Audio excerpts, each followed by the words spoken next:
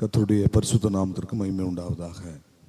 ஆண்டவராக இயேசு கிறிஸ்துவின் நாமத்தினாலே உங்கள் யாவரையும் அன்போடு வாழ்த்தி இந்த ஆராதனை வேளையிலே உங்களை நான் வரவேற்கிறேன். கர்த்தர் நல்லவர். அல்லேலூயா. இந்த நாளினுடைய தியானத்திற்காக யாத்திராகமம் 3ஆம் அதிகாரத்தினுடைய 6வது வசனத்துக்கு நேராக நம்முடைய கவனத்தை நாம் திருப்புவோம். யாத்திராகமம் 3ஆம் அதிகாரம் 6வது வசனம்.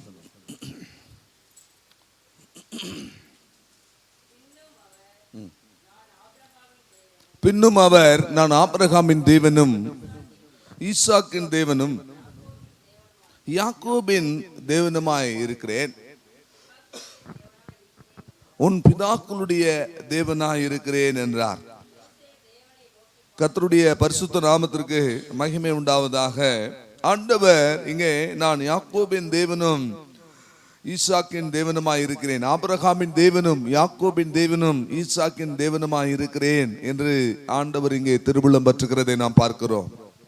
இந்த நாளில செய்தியினுடைய தலைப்பு தேவனும் யாக்கோபும். அதற்கு இந்த ஆராதனை வேளையிலே நான் உணர்த்தப்பட்டேன். கடந்த ஒரு வாரமாக இதை என்னுடைய மனதிலே நான் வைத்திருந்தேன். இன்றைக்கு ஆராதனையிலும் கூட கர்த்தர் யாக்கோபை பார்த்து பேசுகிறார். யாக்கோப் என்னும் பூச்சியே, இஸ்ரவேல் என்னும் சிறு கூட்டமே, நீ பயப்படாதே. அல்லேலூயா, அல்லேலூயா. கர்த்தருக்கு ஸ்தோத்திரம். ஈசாக்குக்கு 2 பிள்ளைகள், 2 பேரும் ஒரே நாளிலே பிறந்தார்கள். ஆதியாகமம் 25ஆம் அதிகாரத்தில் 27வது வசனத்திலிருந்து நாம் இதை பார்க்கலாம். ஒருவன் ஏசா, இன்னொருவன் யாக்கோபு. இந்த சம்பவங்கள் எல்லாம் எண்ணிலடங்காத செய்திகளை நாம் கேட்டிருக்கிறோம். நீங்கள் நன்றாய் அறிவீர்கள்.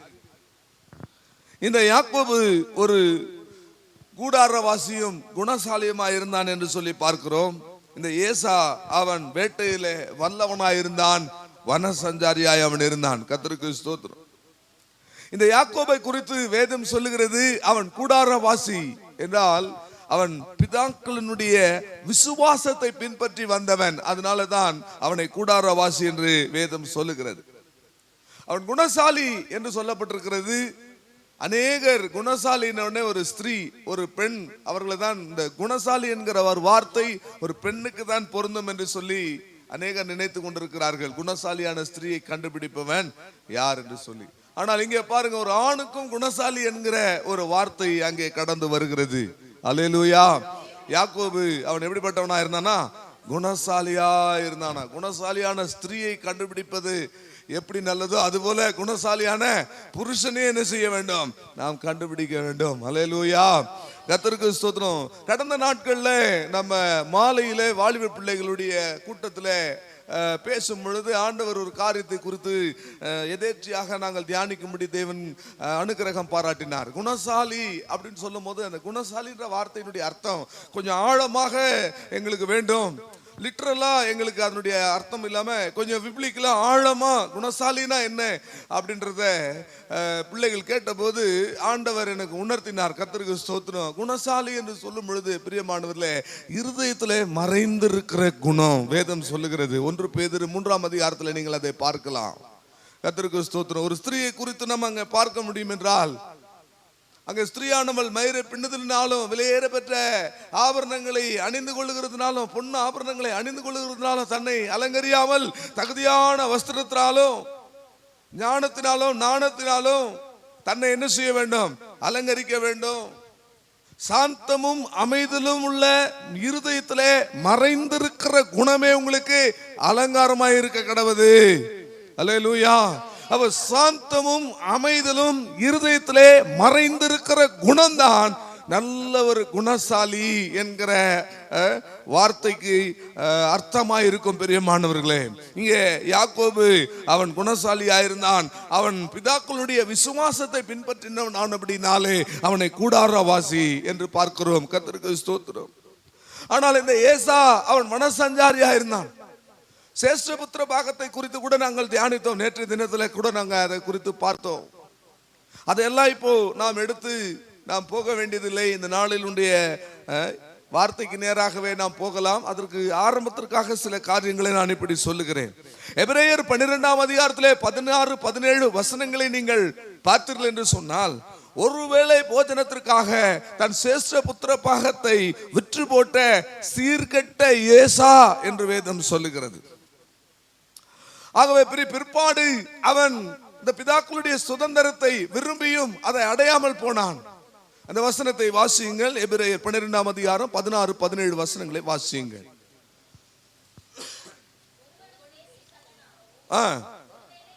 ஒருவேளை போஜனத்திற்காக தன் சேஷ்ட புத்திர பாகத்தை விற்று போட்ட ஏசாவை போல சீர்கெட்டவனாகவும் இராதபடி எச்சரிக்கையா இருங்கள்.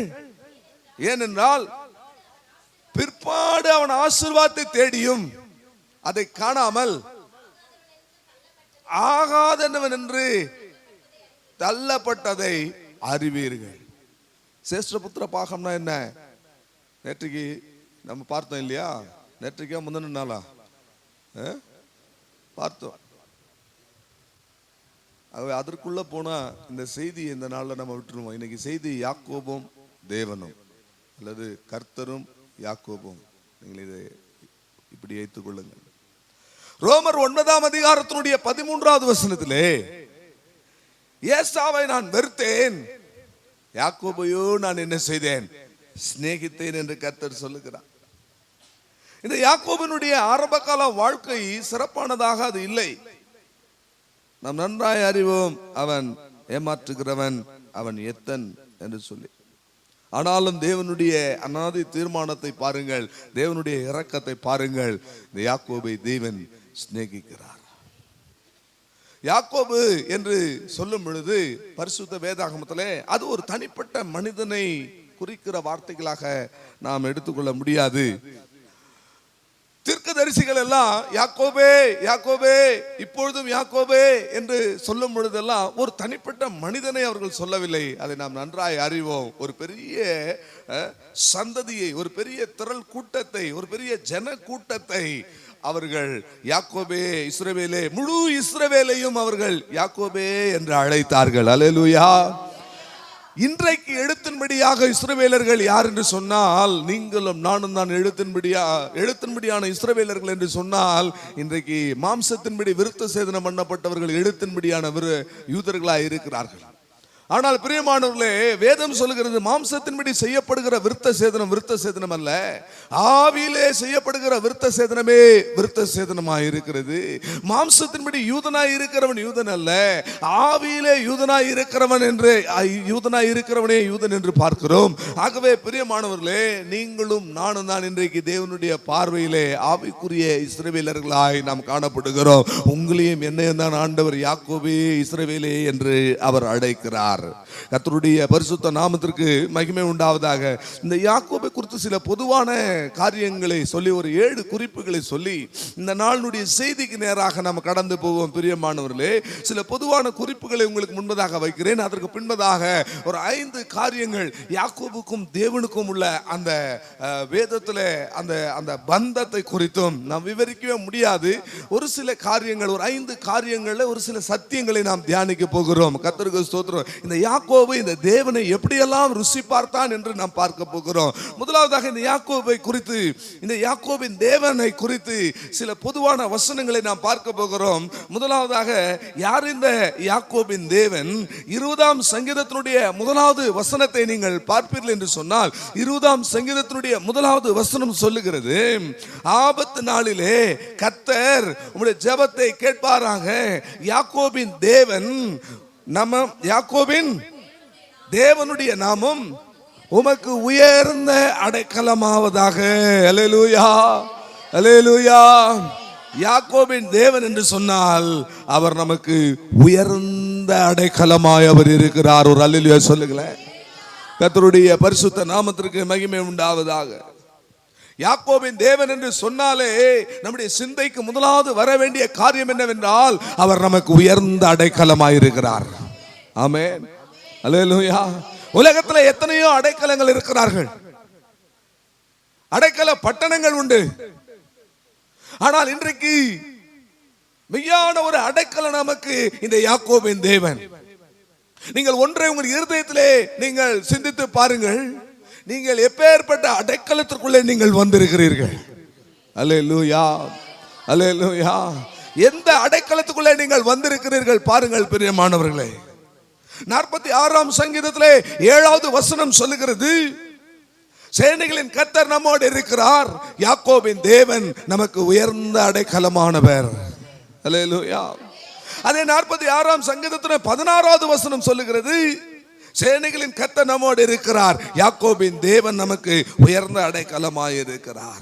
நம்முடைய தேவன் நம்முடைய உயர்ந்த அடைக்கலம். அல்லேலூயா. இந்த உலகத்திலே நமக்கு எந்த ஒரு அடைக்கலமும் இல்லை. நான் எங்க போவேன், யார் எனக்கு அடைக்கலம் தருவார்கள்? நான் இந்த பூமியிலே வானத்தின் கீழே ஒரு அடைக்கலம் இல்லாமல் நான் அலைந்து கொண்டிருக்கிற ஒரு நபர் என்று நீங்கள் நினைத்துக் கொண்டிருக்கலாம். இன்றைக்கு காலை வேளையிலே ஆராதனையிலே நான் உங்களுக்கு சொல்லுகிறேன், ஒரு உயர்ந்த அடைக்கலம் நமக்கு உண்டு.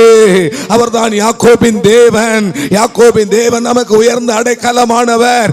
எங்கே உலகத்திலே நமக்கு அடைக்கலம் இல்லாமல் போனாலும், எங்கே நமக்கு அடைக்கலம் கிடைக்காமல் போனாலும், நம்முடைய தேவன் யாக்கோபின் தேவன் நமக்கு உயர்ந்த அடைக்கலமானவர். ஒரு பெரிய அடைக்கலத்துக்குள்ளே நாம் வந்திருக்கிறோம். கர்த்தரை நம்புகிறவன் உயர்ந்த அடைக்கலத்திலே வைக்கப்படுவான்.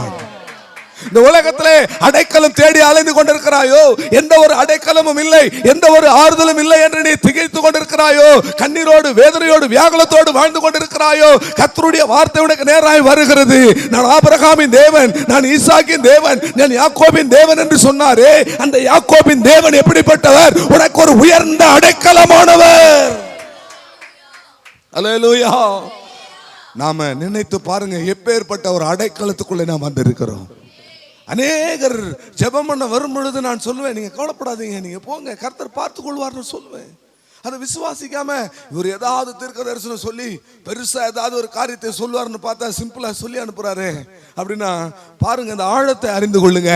நமக்கு உயர்ந்த அடைக்கலம் ஒருவர் உண்டு. அல்லேலூயா, அல்லேலூயா.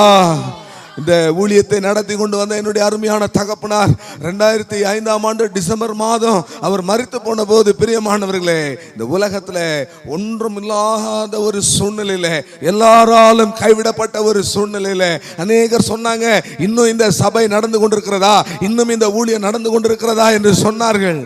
அல்லேலூயா. என்னுடைய சகோதரிகள் எல்லாம் படித்து கொண்டிருந்தார்கள். வீட்டு வாடகை கட்டுவதற்கு கூட பயங்கரமான ஒரு சிரமப்படுகிற ஒரு நேரம். நாம் நம்பி இருந்தவர்கள் எல்லாம் கைவிட்டு போன நேரம். ஒன்றுமே இல்லாத எங்கே போய் ஒரு அடைக்கலம் தேடுவது என்று தவித்து கொண்டிருந்த நேரம். இன்றைக்கு பாருங்கள் பிரியமானவர்களே, யாக்கோபின் தேவன் நம்முடைய உயர்ந்த அடைக்கலம் என்பதற்கு நாங்கள் சாட்சிகளாய் இருக்கிறோம். நீங்கள் சாட்சிகளாய் இருக்கிறீர்கள். அல்லேலூயா. இந்த யாக்கோபின் தேவன் என்று சொல்லும் பொழுது நம்முடைய உயர்ந்த அடைக்கலம், ஹை ரெஃப்யூஜ். அல்லேலூயா. ஆண்டவருடைய நாமத்துக்கு மகிமை உண்டாவதாக. இரண்டாவதாக 146ஆம் சங்கீதத்தினுடைய 5வது வசனத்தை பார்க்கும் பொழுது, 146ஆம் சங்கீதத்தினுடைய 5வது வசனத்திலே இந்த யாக்கோபின் தேவனை குறித்து வேதம் என்ன சொல்லுகிறது பாருங்கள். யாக்கோபின் தேவனை தன் துணையாய் கொண்டிருக்கிற தன் தேவனாகிய யாக்கோபின் தேவன் நமக்கு துணையானவராய் இருக்கிறார். அல்லேலூயா, அல்லேலூயா. கர்த்தருடைய பரிசுத்த நாமத்திற்கு மகிமை உண்டாவதாக.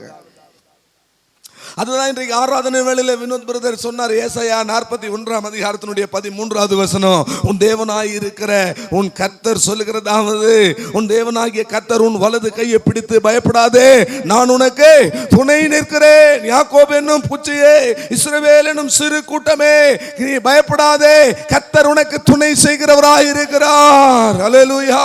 உத்தமனுக்கு கர்த்தர் துணை என்று பார்க்கிறோம். ஏசாயா 50ஆம் அதிகாரத்திலே 7ஆம் 9வது வசனம் சொல்லுகிறது, கர்த்தராகிய ஆண்டவர் எனக்கு துணை செய்கிறார், ஆகையால் நான் பயப்படேன். கர்த்தராகிய ஆண்டவர் எனக்கு துணை செய்கிறார், ஆகையால் நான் வெட்கப்படேன், நான் வெட்கப்பட்டு போவதில்லை. யாரெல்லாம் தேவனை துணையாய் கொண்டிருக்கிறார்களோ அவர்கள் எந்த காரியத்தை குறித்தும் பயப்பட போவதும் இல்லை, அவர்கள் எந்த காரியத்தை குறித்து கலங்க போவதும் இல்லை, அவர்கள் எதை குறித்தும் வெட்கப்பட்டு போவதில்லை, வெட்கப்பட்டு போவதில்லை. ஏனென்றால் வானத்தையும் பூமியும் படைத்த தேவன் எனக்கு துணை செய்து கொண்டிருக்கிறார். அல்லேலூயா. எனக்கு துணையாய் வருவார்கள், இவர்கள் எனக்கு துணை செய்வார்கள், கடைசி வரைக்கும் என்னோடு கூட இருப்பார்கள். அல்லேலூயா. ஆனால் பிரியமானவர்களே, அப்படி சொன்னவர்களுடைய வார்த்தைகள் எல்லாம் இன்றைக்கு எங்கே போயிற்று என்று பாருங்கள். அநேக திருமணங்களிலும் கூட சொல்றாங்க, வாழ்விலும் தாழ்விலும் சுகத்திலும் துக்கத்திலும் மரணம் நம்மை பிரிக்க மட்டும்.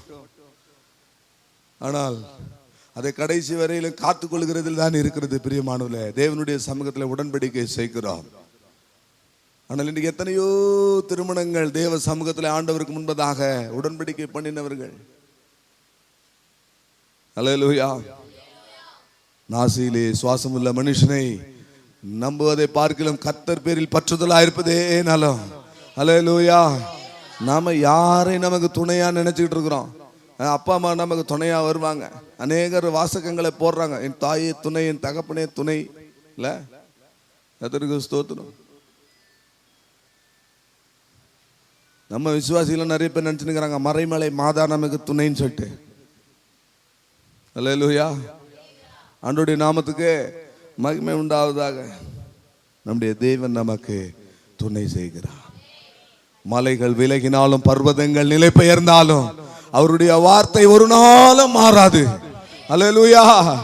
அவர் சொன்னார், நான் உன்னை விட்டு விலகுவதும் இல்லை, உன்னை கைவிடுவதும் இல்லை. இந்த தேவன் என்றென்றைக்கும் உள்ள சதா காலங்களில் நம்முடைய தேவன், மரண பரியந்தம் நம்மை நடத்துகிற தேவன், நம்மை ஒருபோது கைவிடாத தேவன். என்னுடைய வலது கையை பிடித்து எனக்கு துணை செய்கிறேன் என்று சொல்லுகிற கர்த்தர். அல்லேலூயா. நான் நம்பும் மனிதர் கைவிடலாம், ஆனால் நீர் ஒருபோதும் கைவிட மாட்டீர். எல்லாரும் பாடலாமா?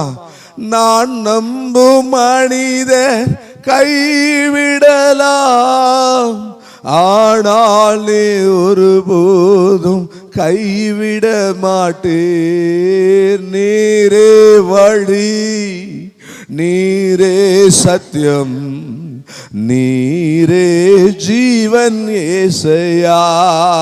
கரங்களை உயர்த்தி, நீரே வழி, நீரே சத்தியம், நீரே ஜீவன் ஏசையா.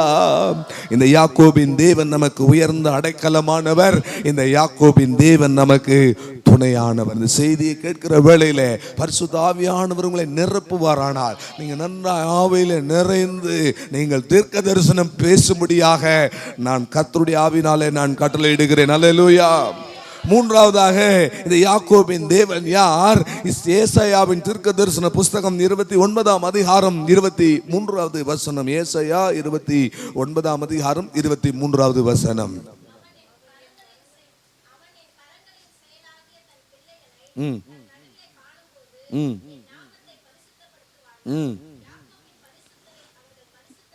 கர்த்தர் இந்த வசனத்திலே யாக்கோபிலே அவர் பரிசுத்தர் என்று அறியப்படுகிறார். அல்லேலூயா.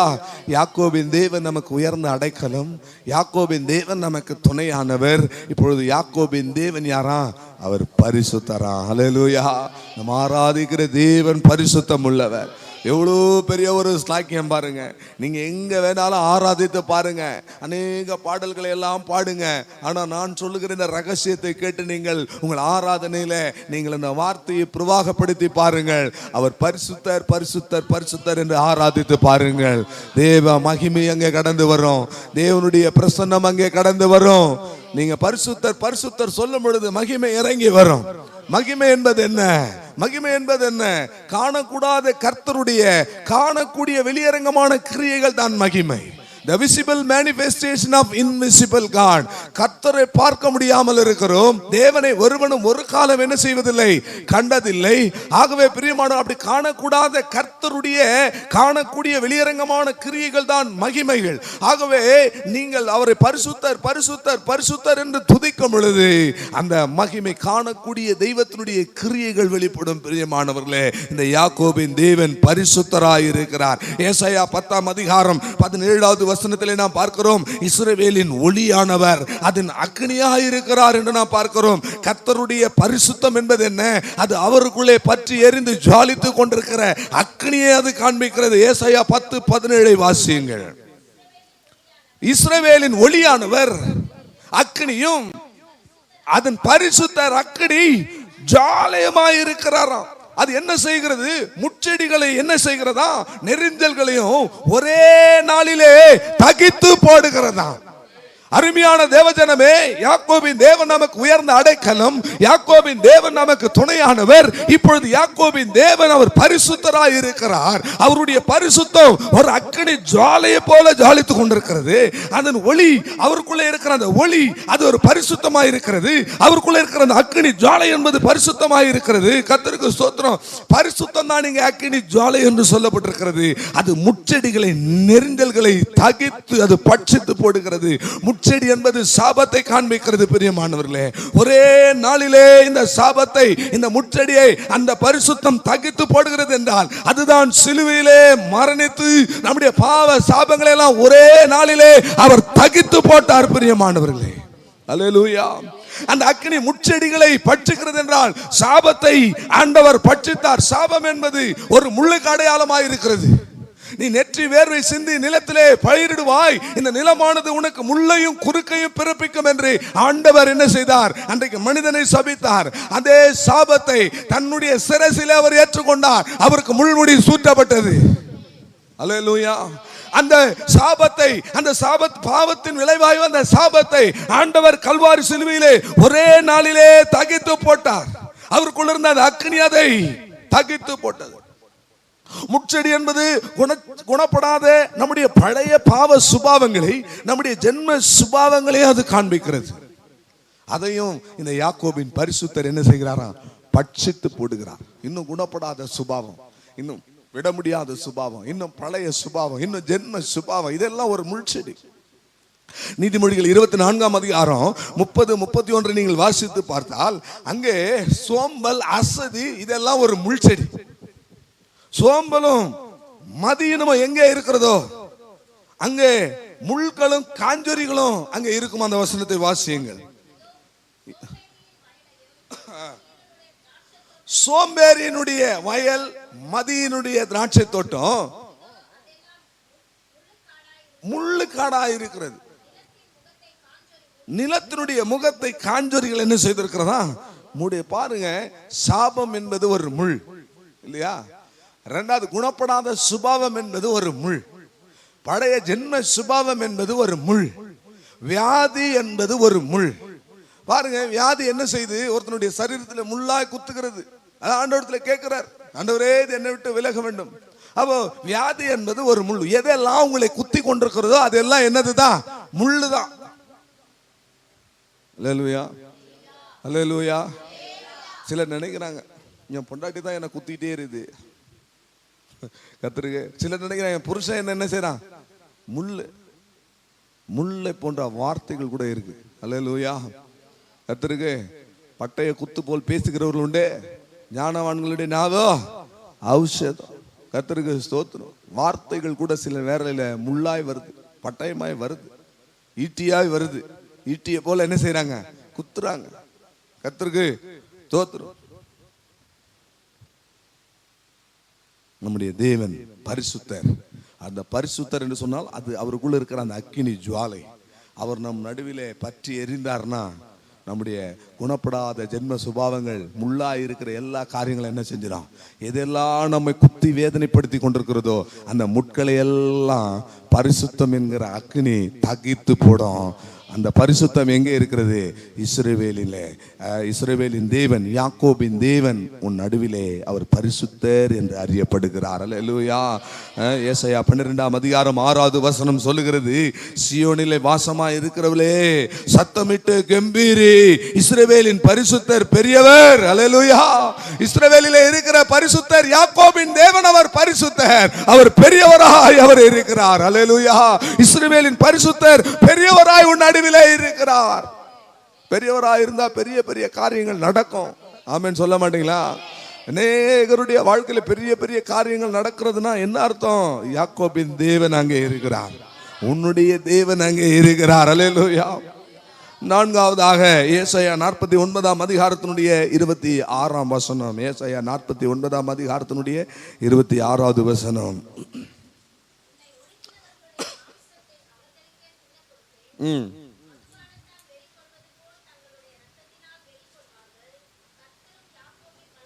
யாக்கோபின் வல்லவரும் என்று நாம் இங்கே பார்க்கிறோம். கர்த்தரும் யாக்கோபின் வல்லவருமாய். முதலாவது, யாக்கோபின் தேவன் நமக்கு உயர்ந்த அடைக்கலம். இரண்டாவது, யாக்கோபின் தேவன் நமக்கு துணையானவர். மூன்றாவது, யாக்கோபின் தேவன் அவர் பரிசுத்தராய் இருக்கிறார்.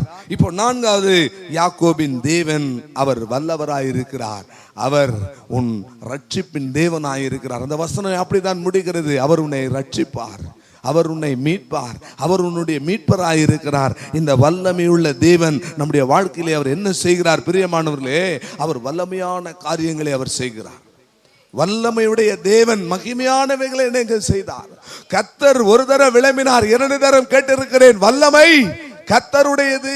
தேவனுடைய வல்லமை வெளிப்படுமானால் எப்படி இருக்கும்? நீங்க யோசிச்சு பாருங்க பிரியமானவர்களே. வல்லமையான காரியங்கள் உங்கள் வாழ்க்கையில தேவன் செய்த வல்லமையான செயல்களை எல்லாம் இந்த ஆராதனை வேளையில் நீங்கள் நினைத்து பார்த்து ஆண்டவருக்கு நன்றி சொல்லுங்கள் பிரியமானவர்களே. இந்த தேவன், இந்த யாக்கோபின் தேவன் வல்லவர் என்றால், நாம கொஞ்சம் யோசேப்பினுடைய வாழ்க்கையை நாம் பார்க்கும் பொழுது, இந்த யோசேப்பினுடைய வாழ்க்கையிலே செய்த வல்லமையான காரியங்களை பாருங்கள். ஆதியாகமம் 49ஆம் அதிகாரத்திலே 23, 24 அங்கே வசனங்களிலே யோசேப்பினுடைய வாழ்க்கையை குறித்து நாம் அங்கே பார்க்கலாம். அவன் ஒரு கனிதரும் செடி என்று நாம் பார்க்கிறோம். அந்த செடியில் இருந்த கொடிகள் சுவரின் மேலே படருமா. அந்த வசனத்தை வாசியுங்கள். யோசேப்பு கனிதரும் செடி, அவன் நீரூற்றண்டையில் உள்ள கனிதரும் செடி, அதன் கொடிகள் சுவரின் மேல் படரும். வில் வீரர் அவனை மணமடிவாக்கி அவன் மேல் எய்து அவனை பகைத்தார்கள். ஆனாலும் அவனுடைய வில் உறுதியாய் நின்றது. அவன் புயங்கள் யாக்கோபினுடைய வல்லவரின் கரங்களால் பலத்தது. ஒரு அல்லேலூயா சொல்லுங்களேன். யாக்கோபின் தேவன் எப்படிப்பட்டவரா? வல்லவரார். யாக்கோபின் தேவன் வல்லவர், மீட்பர், ரட்சகர் என்றெல்லாம் இங்கே சொல்லப்படுகிறது. அந்த வல்லமையுடைய தேவன் அநேக வல்லமையான காரியங்களை அவர் செய்கிறார். ஆனால் அதையெல்லாம் சொல்ல இப்ப நமக்கு காலம் போதாது. ஒரு யோசேப்பினுடைய வாழ்க்கையிலே நடந்த சம்பவத்தை பாருங்கள். அவன் கனிதரும் செடி, அவன் நீரூற்றண்டையிலே கனிதரும் செடியாக நாட்டப்பட்டவன். அவனுடைய கொடிகள் சுவரின் மேல் படரும் என்றால், இங்கே சுவர் என்று சொல்லப்படுவது அவனுடைய எதிரிகளை அது காண்பிக்கிறது. அவனுடைய வாழ்க்கையிலே வந்த தடைகளை, அவனுடைய வாழ்க்கையில வந்த சோதனைகள் அது காண்பிக்கிறது. வில் வீரர் அவனை மனமடிவாக்கினார்கள். இந்த யாக்கோபின் யோசேப்பினுடைய வாழ்க்கையில நடந்த சம்பவங்கள் எல்லாம் நீங்கள் பாருங்கள். கர்த்தர் அவனை சிங்காசனத்துக்கு நேராக வைத்திருக்கிறார். ஆனால் அவனுடைய வாழ்க்கையில நடந்த ஒரு காரியம் கூட அந்த சிங்காசனத்துக்கு ஏதுவான ஒரு காரியமாக நடக்கல. அல்லேலூயா. தரிசனம் என்ன? கர்த்தர் கொடுத்த தரிசனம் என்ன? கர்த்தர் அவனுக்கு கொடுத்திருக்கிற வாக்குத்தத்தம் என்ன? அவன் சிங்காசனத்துக்கு போக வேண்டும். ஆனால் சிங்காசனத்தில் போகிற அந்த நாள் வரைக்கும் ஒரு காரியமும் அவனுடைய வாழ்க்கையிலே அதற்கு ஏதுவாக, அதற்கு சாத்தியமாக நடக்கவே இல்லை. நாம எல்லாம் ஒரு தீர்க்க தரிசனம் சொன்னா, ஒரு வாக்குத்தத்தம் வந்தா உடனே அதுக்கு அனுகூலமான அடையாளத்தை தாருமாண்டவரே கேட்கிறாங்க. ஆனா யோசேப்பினுடைய வாழ்க்கையில ஒரு அனுகூலமான அடையாளமும் இல்லை. துன்பங்கள், துன்பங்கள், துன்பங்கள். அல்லேலூயா. ஆனா ஒரு காரியத்தை ஒரு போதகரோட நான் பேசிட்டு இருந்தபோது, ரெண்டு பேரும் பேசிட்டு இருக்கும்போது கர்த்தர் வெளிப்படுத்தி கொடுத்தாரு. இந்த யாக்கோபுக்கு எதெல்லாம், யோசேப்புக்கு எதெல்லாம் தீமையா இருந்ததோ அது மற்றவர்களுக்கு நன்மையாகத்தான் தேவன், பாருங்க, தனக்கு தீமை செய்தவர்களுக்கு கூட நன்மையை தான் அவன் என்ன செய்தான்? அவன் செய்கிறவனா இருந்தான். அல்லேலூயா. போர்த்திபாருடைய மனைவியின் இடத்துல கூட யோசேப்பு அவளுக்கு ஒரு நன்மையான ஒரு நபராகத்தான் காணப்பட்டான். அல்லேலூயா. எப்படி? பெரிய பாவத்துக்கு அங்க அந்த ஸ்திரீ அவனை பலவந்தம் பண்ணுகிறாள். இவன் விலகி ஓடுறான். அங்க என்ன, இந்த யோசேப்பின் மூலமாக அவனுக்கு, அந்த ஸ்திரீக்கு என்ன ஒரு நன்மை நடந்திருக்கும்? சொல்லுங்களேன். இல்ல, அந்த ஸ்திரீக்கு என்ன ஒரு நல்லது நடந்திருக்கும்? கர்த்தருக்கு ஸ்தோத்திரம். பரிசுத்தனா என்னன்றது அப்ப அவளுக்கு தெரிஞ்சிருக்கும். அல்லேலூயா. நீங்க பரிசுத்தனா என்ன அப்படின்றத அநேகர் என்ன செய்ய முடியல, தெரிஞ்சுக்க முடியல. நான் ஒரு நாள் ஒரு வண்டியை பார்த்தேன். அந்த வண்டியில பரிசுத்தமான தேங்காய் எண்ணெய் அப்படின்னு போட்டிருக்கு. எப்படி ஒரு வண்டி தேங்காய் எண்ணெய் ஏற்றிட்டு போகுது, அதுக்கு பின்னாடி போட்டிருக்கான். அதுக்கப்புறம் டிவியில் சில நேரத்தில் விளம்பரங்கள் போகும்போது கூட பார்த்த பரிசுத்தமான தேங்காய். ஜனங்கள் பரிசுத்தம் என்கிற வார்த்தைக்கு எவ்வளோ யோசிச்சு கீழ்த்தரமா யோசிச்சுருக்கிறாங்க பாருங்க. அல்லேலூயா. பரிசுத்தம்னா என்ன அப்படின்றத போர்த்திபாருடைய மனைவிக்கு இந்த யோசேப்பு தான் என்ன செய்தான், உணர்த்தி காண்பித்தான். அல்லேலூயா. அவனை அடிச்சு குழியில போட்டாங்க, அதான் சகோதரர்களுக்கு அவன் நன்மையை தான் மாற்றி கொடுத்தான். அல்லேலூயா. அவனை வித்து தான் என்ன செய்தாங்க, அவங்க காசு எடுத்துட்டு போனாங்க. இஸ்மவேல் இருக்கையில் என்ன செய்தாங்க, அவனை விற்று போட்டாங்க. இன்னைக்கு உன்னுடைய வாழ்க்கை ஒருவேளை வில்வீரர் உன்னை மனமடி வாக்குறாங்களா, உன் சத்துருக்கள் உனக்கு ஒரு பெரிய சுவரா இருக்கிறாங்களா, நீ நம்பி வந்திருக்கிற தேவன் யாக்கோபின் தேவன். அல்லேலூயா. கர்த்தருக்கு ஸ்தோத்திரம். ஆனாலும் அவனுடைய புயங்கள் யாக்கோபின் வல்லவரால் பலத்தது என்று பார்க்கிறோம். இன்றைக்கு இந்த யாக்கோபின் தேவனை தன்னுடைய துணையாக நீ கொண்டிருக்கிறாயே, அருமையான தேவனுடைய ஜனமே, இந்த காலைவேளையில நான் உங்களுக்கு சொல்லுகிறேன், உன்னுடைய வாழ்க்கையில உனக்கு தடை சுவராய் எத்தனை வல்லமைகள் வந்து நின்றாலும், கர்த்தருக்கு ஸ்தோத்திரம், அந்த தடை சுவர் மேல ஏதாவது ஒரு வழி இருக்காதா, நான் ஏறி போய்விட முடியாதா என்று சொல்லி உன்னுடைய கொடிகள் அந்த சுவரின் மேல் படர்ந்தாலும், வில்வீரர் உன்னை மனமடிவாக்கினாலும், அவனை குறித்து வேதம் சொல்லுகிறது, அவன் பிராணன் இரும்பு கம்பிகளுக்குள்ளே அடைக்கப்பட்டிருந்தது. அவனுடைய சகோதரர்கள் வந்து சொல்றாங்க, அவன் நம்மை நோக்கி கெஞ்சி கதறினது போது, அவன் நம்மை நோக்கி அவன் மன்றாடின போது அவனுடைய கதறுதலை நாம் எண்ணாமல் போனோமே. சிறைச்சாலையிலே இந்த யோசேப்பு ஒவ்வொரு நாளும் அழுவான், ஒவ்வொரு நாளும் கதறுவான். அவனுடைய சிறையிருப்பிலிருந்து எப்படியாக ஒரு விடுதலை கிடைத்து விடாதா என்று சொல்லி. பிரியமானவர்களே, யாக்கோபின் தேவன் நமக்கு உயர்ந்த அடைக்கலமானவர், யாக்கோபின் தேவன் நமக்கு துணையானவர், யாக்கோபின் தேவன் பரிசுத்தரானவர். இன்னைக்கு யாக்கோபின் தேவன் அவர் வல்லமை உடையவர், மகிமையான காரியங்களை செய்கிறவர். யாக்கோபின் தேவனாலே யோசேப்பினுடைய புயங்கள் பலத்தது என்று சொல்லி பார்க்கிறோம். இன்றைக்கு இந்த யோசேப்பை போல எல்லா வகையில நெருக்கப்பட்டு, எல்லா வகையில அடிக்கப்பட்டு, துன்பப்படுத்தப்பட்டு, தள்ளப்பட்டு, ஒடிக்கப்பட்டு, நொறுக்கப்பட்டு சிறைச்சாலையில் இருக்கிற ஒரு அனுபவத்தை போல நீ கடக்கிறாயோ, யாக்கோபின் தேவனை நினைத்துக்கொள். உன்னுடைய புயங்கள் யாக்கோபின் வல்லவரால் அது பலத்து போகும். பிரியமானவர்களே, யாக்கோபின் தேவன் ஐந்தாவதாக அவர் எப்படிப்பட்டவர் என்று நாம் பார்க்கும் பொழுது, எரேமியா 10ஆம் அதிகாரம் 16வது வசனம். யாக்கோபின் பங்காய் இருக்கிறவர்கள் அவைகளை போல அல்ல, சர்வத்தையும் உருவாக்கினவர்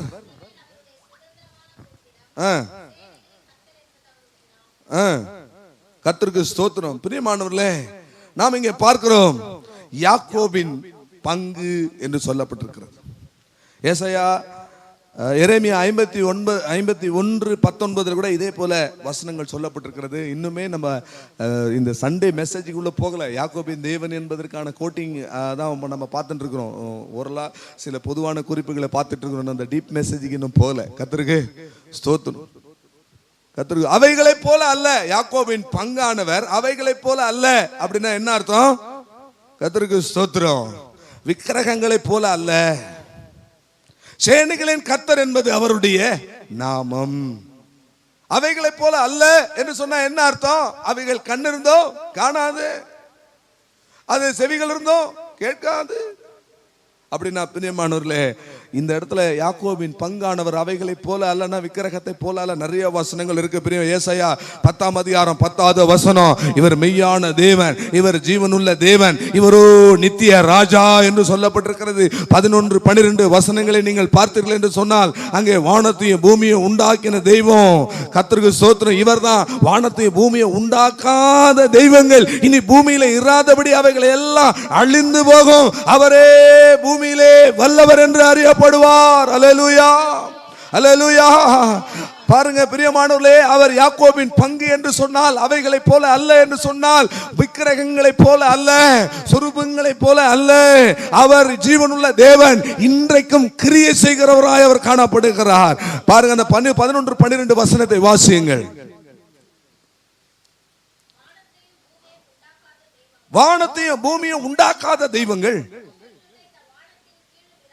பூமியில வானத்தின் கீழே இராதபடிக்கு அழிந்து போகும் என்பதை அவர்களுக்கு சொல்லவும், அவரே பூமியை தம்முடைய வல்லமையினால் உண்டாக்கி பூச்சக்கரத்தை தம்முடைய ஞானத்தினால் படைத்து, என்ன வசனங்களை எல்லாம் ஆழத்தை பாருங்க பிரியமான. யாக்கோபின் பங்கு என்று சொன்னால் என்ன? அநேகர் சுவாசம் இல்லாத, ஜீவன் இல்லாத, உயிர் இல்லாத மரங்களையும் சொரூபங்களையும் விசுவாசிகள், நான் வெளியே இருக்கிறவங்கள சொல்லல, அது அவர்களுடைய நம்பிக்கை. நான் விசுவாசிகளை சொல்றேன், சபைக்கு வந்திருக்கிற விசுவாசிகளை சொல்றேன். யாக்கோபின் பங்கானவர் எப்படிப்பட்டவர்? வானத்தையும் பூமியும் உண்டாக்கினவர், வானத்தையும் பூமியும் சிருஷ்டித்தவர். அவர் வானத்தை ஞானங்களால் என்ன செய்தார்? ஞானமாய் அவர் என்ன செய்தாரா? அண்ட சராசரங்களை உண்டாக்கினாராம். கர்த்தருக்கு ஸ்தோத்திரம். அவர்தான் இந்த வானத்திற்கு பூமிக்கும் சொந்தக்காரர். அவர்தான் இந்த வானத்தையும் பூமியும் சிருஷ்டித்தவர், அதை குடியிருப்புக்காக செய்து படைத்தவர். இந்த வானமும் பூமியும் எத்தனை கோள்கள் உண்டோ, எத்தனை பிரபஞ்சங்கள் உண்டோ, எத்தனை சூரிய குடும்பங்கள் உண்டோ, அத்தனை மண்டலங்களுக்கு மேலானவர். அவர் எல்லாவற்றையும் அதிகாரியானவர். ஒன்றாகிய மெய்தேவன், ஏக சக்கராதிபதி, சர்வ வல்லமையுள்ள தேவன், தேவாதி தேவன், சூரியனிலும் அதிக சூரியனிலும் பிரகாசமானவர். அவர்தான் நம்முடைய பங்கு. அல்லேலூயா. அவர்தான் நம்முடைய பங்கு. யாக்கோபுக்கு, லேவிக்கு எந்த ஒரு சுதந்திரமும் இல்லை, எந்த ஒரு பங்கும் இல்லை. எல்லாருக்கும் சுதந்திரத்தை கொடுத்தாங்க, லேவிக்கு சுதந்திரத்தை கொடுக்கல. ஏன்னா கர்த்தரே அவனுடைய சுதந்திரமானவர், கர்த்தரே அவனுடைய பங்கானவர். கர்த்தருக்கு ஸ்தோத்திரம். அடுத்ததாக ஏசாயா 41 அதிகாரம் 21வது வசனத்தை வாசிக்கும் பொழுது, ஏசாயா 41:21. இன்னும் இந்த விக்கிரகங்களை குறித்து பார்க்கணும்னா இன்னும் நிறைய விஷயங்களை விசுவாசிங்க பண்ற ஸ்டேட்டுகள் எல்லாம் இன்னும் நிறைய விஷயங்கள் இருக்கு. கர்த்தருக்கு ஸ்தோத்திரம். ஒன்றும் தெரியாதுன்னு நினைச்சிட்டு இருக்கிறாங்க. இன்னும் சபையில ஒரு காரியத்தை செஞ்சு சபையில ஒரு கல்யாணத்தை பண்ணா அங்க ஒரு சத்தம் கேட்குது. இன்னும் டைம் இருக்குது, சபையை விட்டு வெளியே வராத, இன்னும் கொஞ்ச நேரம் அங்கேயே இரு. அப்ப ஏதோ ஒன்று நாளைய நேரத்தையும் பார்த்துட்டு வந்துக்குது. அங்க சொல்லுது, எவ்வளோ சத்தத்துல அந்த சத்தம் மட்டும் காதுல விடுது. அல்லேலூயா. கர்த்தருக்கு ஸ்தோத்திரம். அது காலையிலேயே தெரியும். நீங்க எத்தனை மணிக்கெல்லாம் பொண்ணு மாப்பிள்ளை அமைச்சிருவீங்களா அப்படின்னா என்ன அர்த்தம்? நீ ஏதோ நாளை நேரம் பார்த்துட்டு வந்துக்கிற. இந்த நாலு நடமை, காலம், அஞ்ஞானம், இது எல்லாவற்றுக்கும் மேலானவர் என்னுடைய பங்கா இருக்கிறார். அல்லேலூயா. எனக்கு எல்லா நாளும் நல்ல நாள் தான். அல்லேலூயா. எல்லா நேரமும் எனக்கு நல்ல நேரம் தான். கர்த்தருக்கு ஸ்தோத்திரம். வாசியுங்கள் யாக்கோபு ஏசாயா 41:21.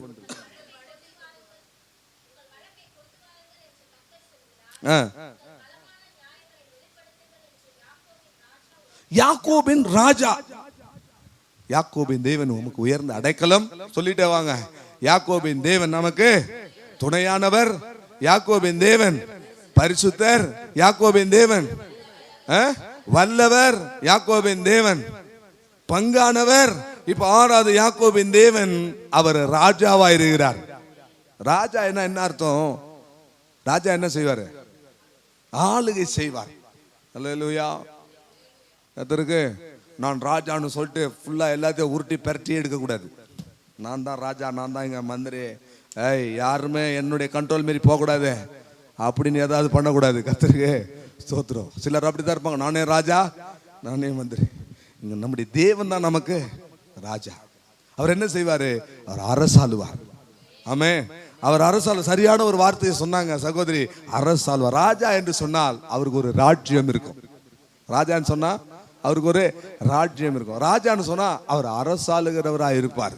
கர்த்தருக்கு ஸ்தோத்திரம். சிலுவையில இருந்த கள்ளன் சொல்றான், ஆண்டவரே இப்படி ராஜ்யத்துல வரும்போது அப்படின்னு சொல்றான். அப்படின்னா என்ன அர்த்தம்? அந்த கள்ளனுக்கு தெரியுது இவர் ராஜா, இவருக்கு பின்னாடி ஒரு ராஜ்யம் இருக்கிறது. அல்லேலூயா, அல்லேலூயா. அதனால தான் லூக்கா 1 அதிகாரம் 33வது வசனத்தை நீங்கள் வாசித்து பார்த்தா, லூக்கா 1 அதிகாரம் 33வது வசனத்திலே யாக்கோபின் குடும்பத்தாரை என்றென்றைக்கும் இவர் என்ன செய்வாராம்? அரசாளுவாராம். அவருடைய ராஜ்யத்திற்கு முடிவிராது என்று வேதம் சொல்லுகிறது. நமக்கு ஒரு ராஜா இருக்கிறாரு. அல்லேலூயா. நமக்கு ஒரு ராஜா இருந்து நம்மை ஆளுகை செய்கிறாரு. நமக்கு ஒரு ராஜ்யம் இருக்கிறது, அது தேவனுடைய ராஜ்யம். மனம் திரும்புங்கள், பரலோக ராஜ்யம் சமீபத்திருக்கிறது. தேவனுடைய ராஜ்யம் இருக்கிறது. தேவனுடைய ராஜ்யம் சமீபத்தில் நிறைய பேர் தேவனுடைய ராஜ்யத்துக்கும் பரலோக ராஜ்யத்திற்கும் வித்தியாசம் தெரியாம இருக்கிறாங்க. ரெண்டும் ஒண்ணு நினைச்சிட்டு இருக்கிறாங்க. தேவனுடைய ராஜ்யம் என்பது வேற, பரலோக ராஜ்யம் என்பது வேற. தேவனுடைய ராஜ்யம் என்பது இப்போது நடந்து கொண்டிருக்கிறது. பரலோக ராஜ்யம் என்பது இனி வரப்போகிறது, எதிர்காலத்தை குறித்தது. தேவனுடைய ராஜ்யம் என்பது நிகழ்காலம். இன்றைக்கே தேவனுடைய ராஜ்யம் உங்களுக்குள்ளே வந்திருக்கிறது. தேவனுடைய ராஜ்யம் என்று சொன்னால் நீங்கள் மனம் திரும்பி என்றைக்கு கர்த்தராகிய இயேசுவை இரட்சகர் என்று உங்கள் இருதயத்தில் விசுவாசித்து வாயினால் அறிக்கை செய்து ரட்சிக்கப்பட்டீர்களோ அன்றைக்கே தேவனுடைய ராஜ்யம் உங்களுக்குள்ளே வந்து விட்டது. உங்களை ஆளுகிற ஒரு ராஜா இருக்கிறார். அவர் ராஜாதி ராஜனாய் இருக்கிறார். அவரே யூதா கோத்திரத்து ராஜசிங்கமாய் இருக்கிறார். அவர்தான் நமக்குள்ளே பிரவேசித்து நம்மை ஆளுகை செய்து கொண்டிருக்கிறார். வாசல்களே உங்கள் தலைகளை உயர்த்துங்கள், அநாதி கதவுகளே உயருங்கள், மகிமையின் ராஜா உட்பிரவேசிப்பார். யார் இந்த மகிமையின் ராஜா? அவர் சேனைகளின் கர்த்தராமே. யார் இந்த மகிமையின் ராஜா? அவர் யுத்தத்தில் பராக்கிரமம் உள்ள கர்த்தராமே. யார் இந்த மகிமையின் ராஜா? அவர் யாக்கோபின் ராஜா, என்னை ஆளுகிற ராஜா, ராஜாதி ராஜனாய் இருக்கிறார். அல்லேலூயா. எத்தனை பேர் தேவனை ஸ்தோத்தரிக்க போகிறீர்கள்? அவர் நம்மை ரட்சிப்பாராம். ஏசாயா 33:22 கர்த்தர் நம்முடைய ராஜா. அவர் நம்ம என்ன செய்வாரா? ரட்சிப்பாராம். அவர்தான் நம்முடைய நியாயாதிபதி, அவர்தான் நம்முடைய நியாய பிரமாணிகன், அவர்தான் நம்முடைய ராஜா. ஏசாயா 33:22 வாசியுங்கள். கர்த்தர் நம்முடைய நியாயாதிபதி, கர்த்தர் நம்முடைய நியாய பிரமாணிகன், கர்த்தர் நம்முடைய ராஜா, அவர் நம்மை ரட்சிப்பாராம். எவ்வளவு பெரிய ஸ்லாக்கியத்தை பெற்று நாம தேவ சமூகத்தில் வந்திருக்கிறோம். பிரியமானவர்களே, ஆண்டவருடைய நாமத்துக்கு மகிமை உண்டாவதாக. இன்னும் ஒரு காரியத்தை சொல்லி நான் மெசேஜுக்கு போறேன். இன்னும் மெசேஜுக்கு போல இன்னும் ஒரு காரியத்தை சொல்லி அந்த மெசேஜை நம்ம இன்னைக்கு முடிக்கலனாலும் முடிச்சிடலாம், இல்லை அடுத்த வாரம் கண்டினியூ பண்ணலாலும் பண்ணலாம். இப்பவே பேசி முடிச்சிடலாம் சொல்றவங்க ஒரு அல்லேலூயா சொல்லுங்க. அல்லேலூயா. சவுண்டு கம்மியா இருக்கு. வாலிப பிள்ளைங்க யாருமே சொல்ல. முடிச்சிடலாமா? அடுத்த வாரம் கண்டினியூ பண்ணலாமா? இப்பயே முடிச்சிடலாம். சோத்து ஏசாயா 43:17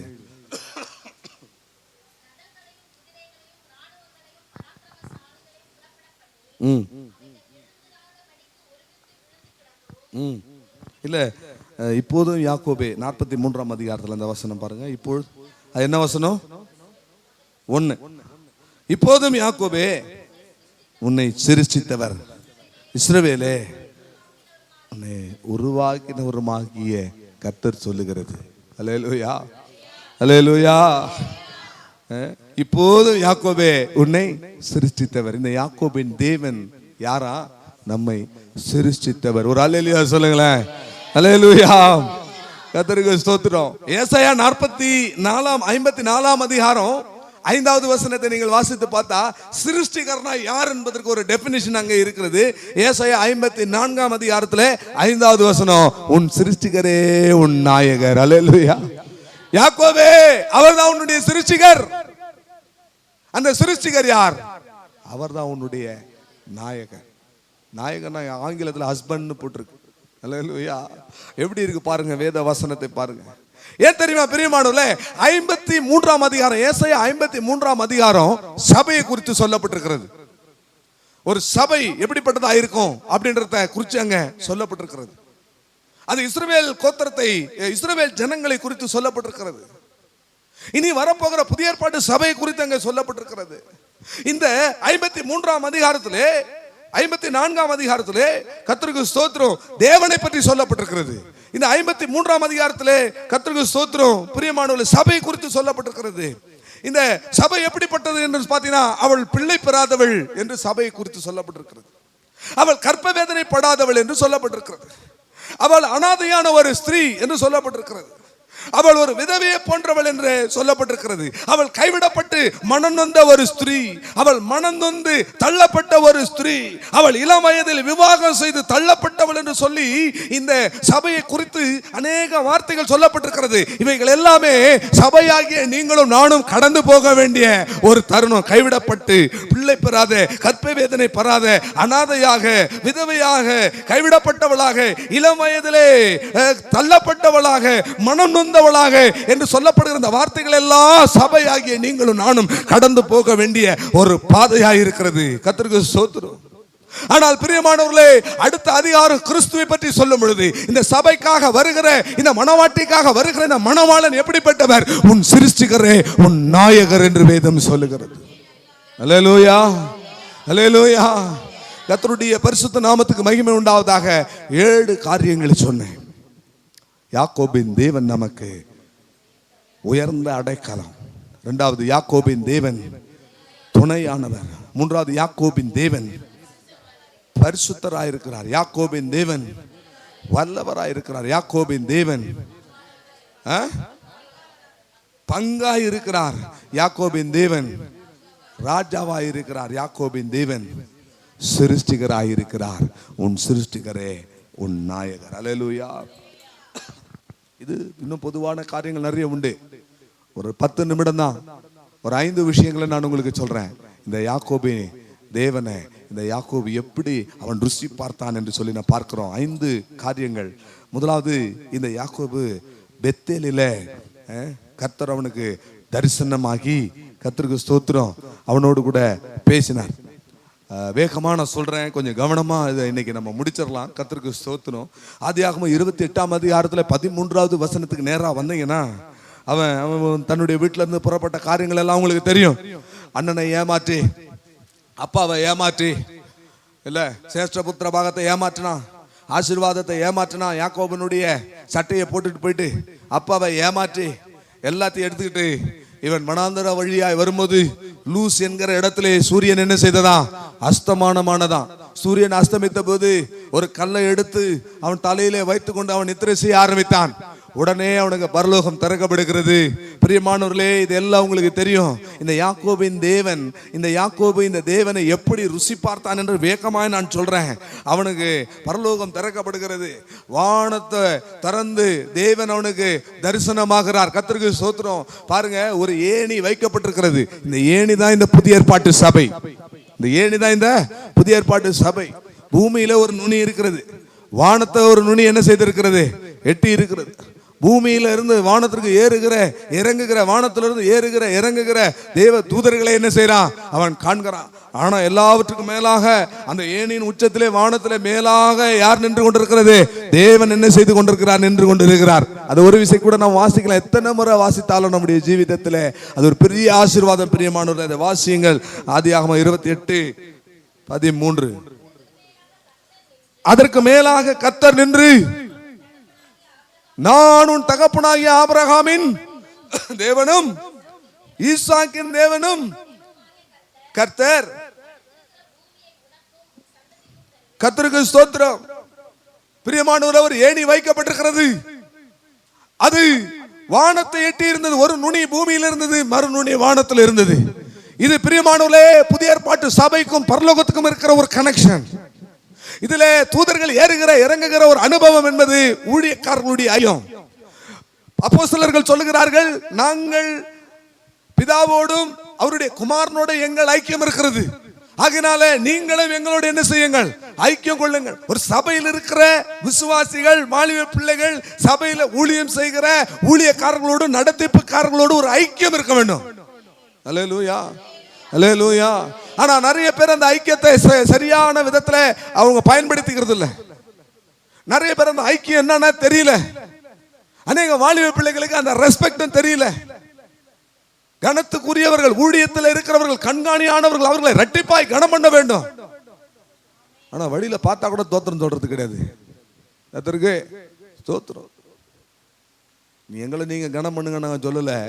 ஸ்தோத்திரம். ஆண்டவரை முதலாவது என்ன செய்யுங்க? கனம் பண்ணுங்க. கவனிங்க. என்னம்மா பிரச்சனை உனக்கு? உனக்கு தான் பேசிட்டு இருக்கிறேன். கர்த்தருக்கு ஸ்தோத்திரம். யாக்கோபு தேவனை சந்திச்ச இடம் எங்க? முதலாவது எங்க சந்திச்சான்? தூங்கும் போது கனவுல பார்த்தானா? ஆவி போக பேசிட்டு இருக்கிறோம். உங்களுக்காக தான் பேசுறோம். சத்தியங்களை அறிந்து கொள்ளுங்க. கர்த்தருக்கு ஸ்தோத்திரம்.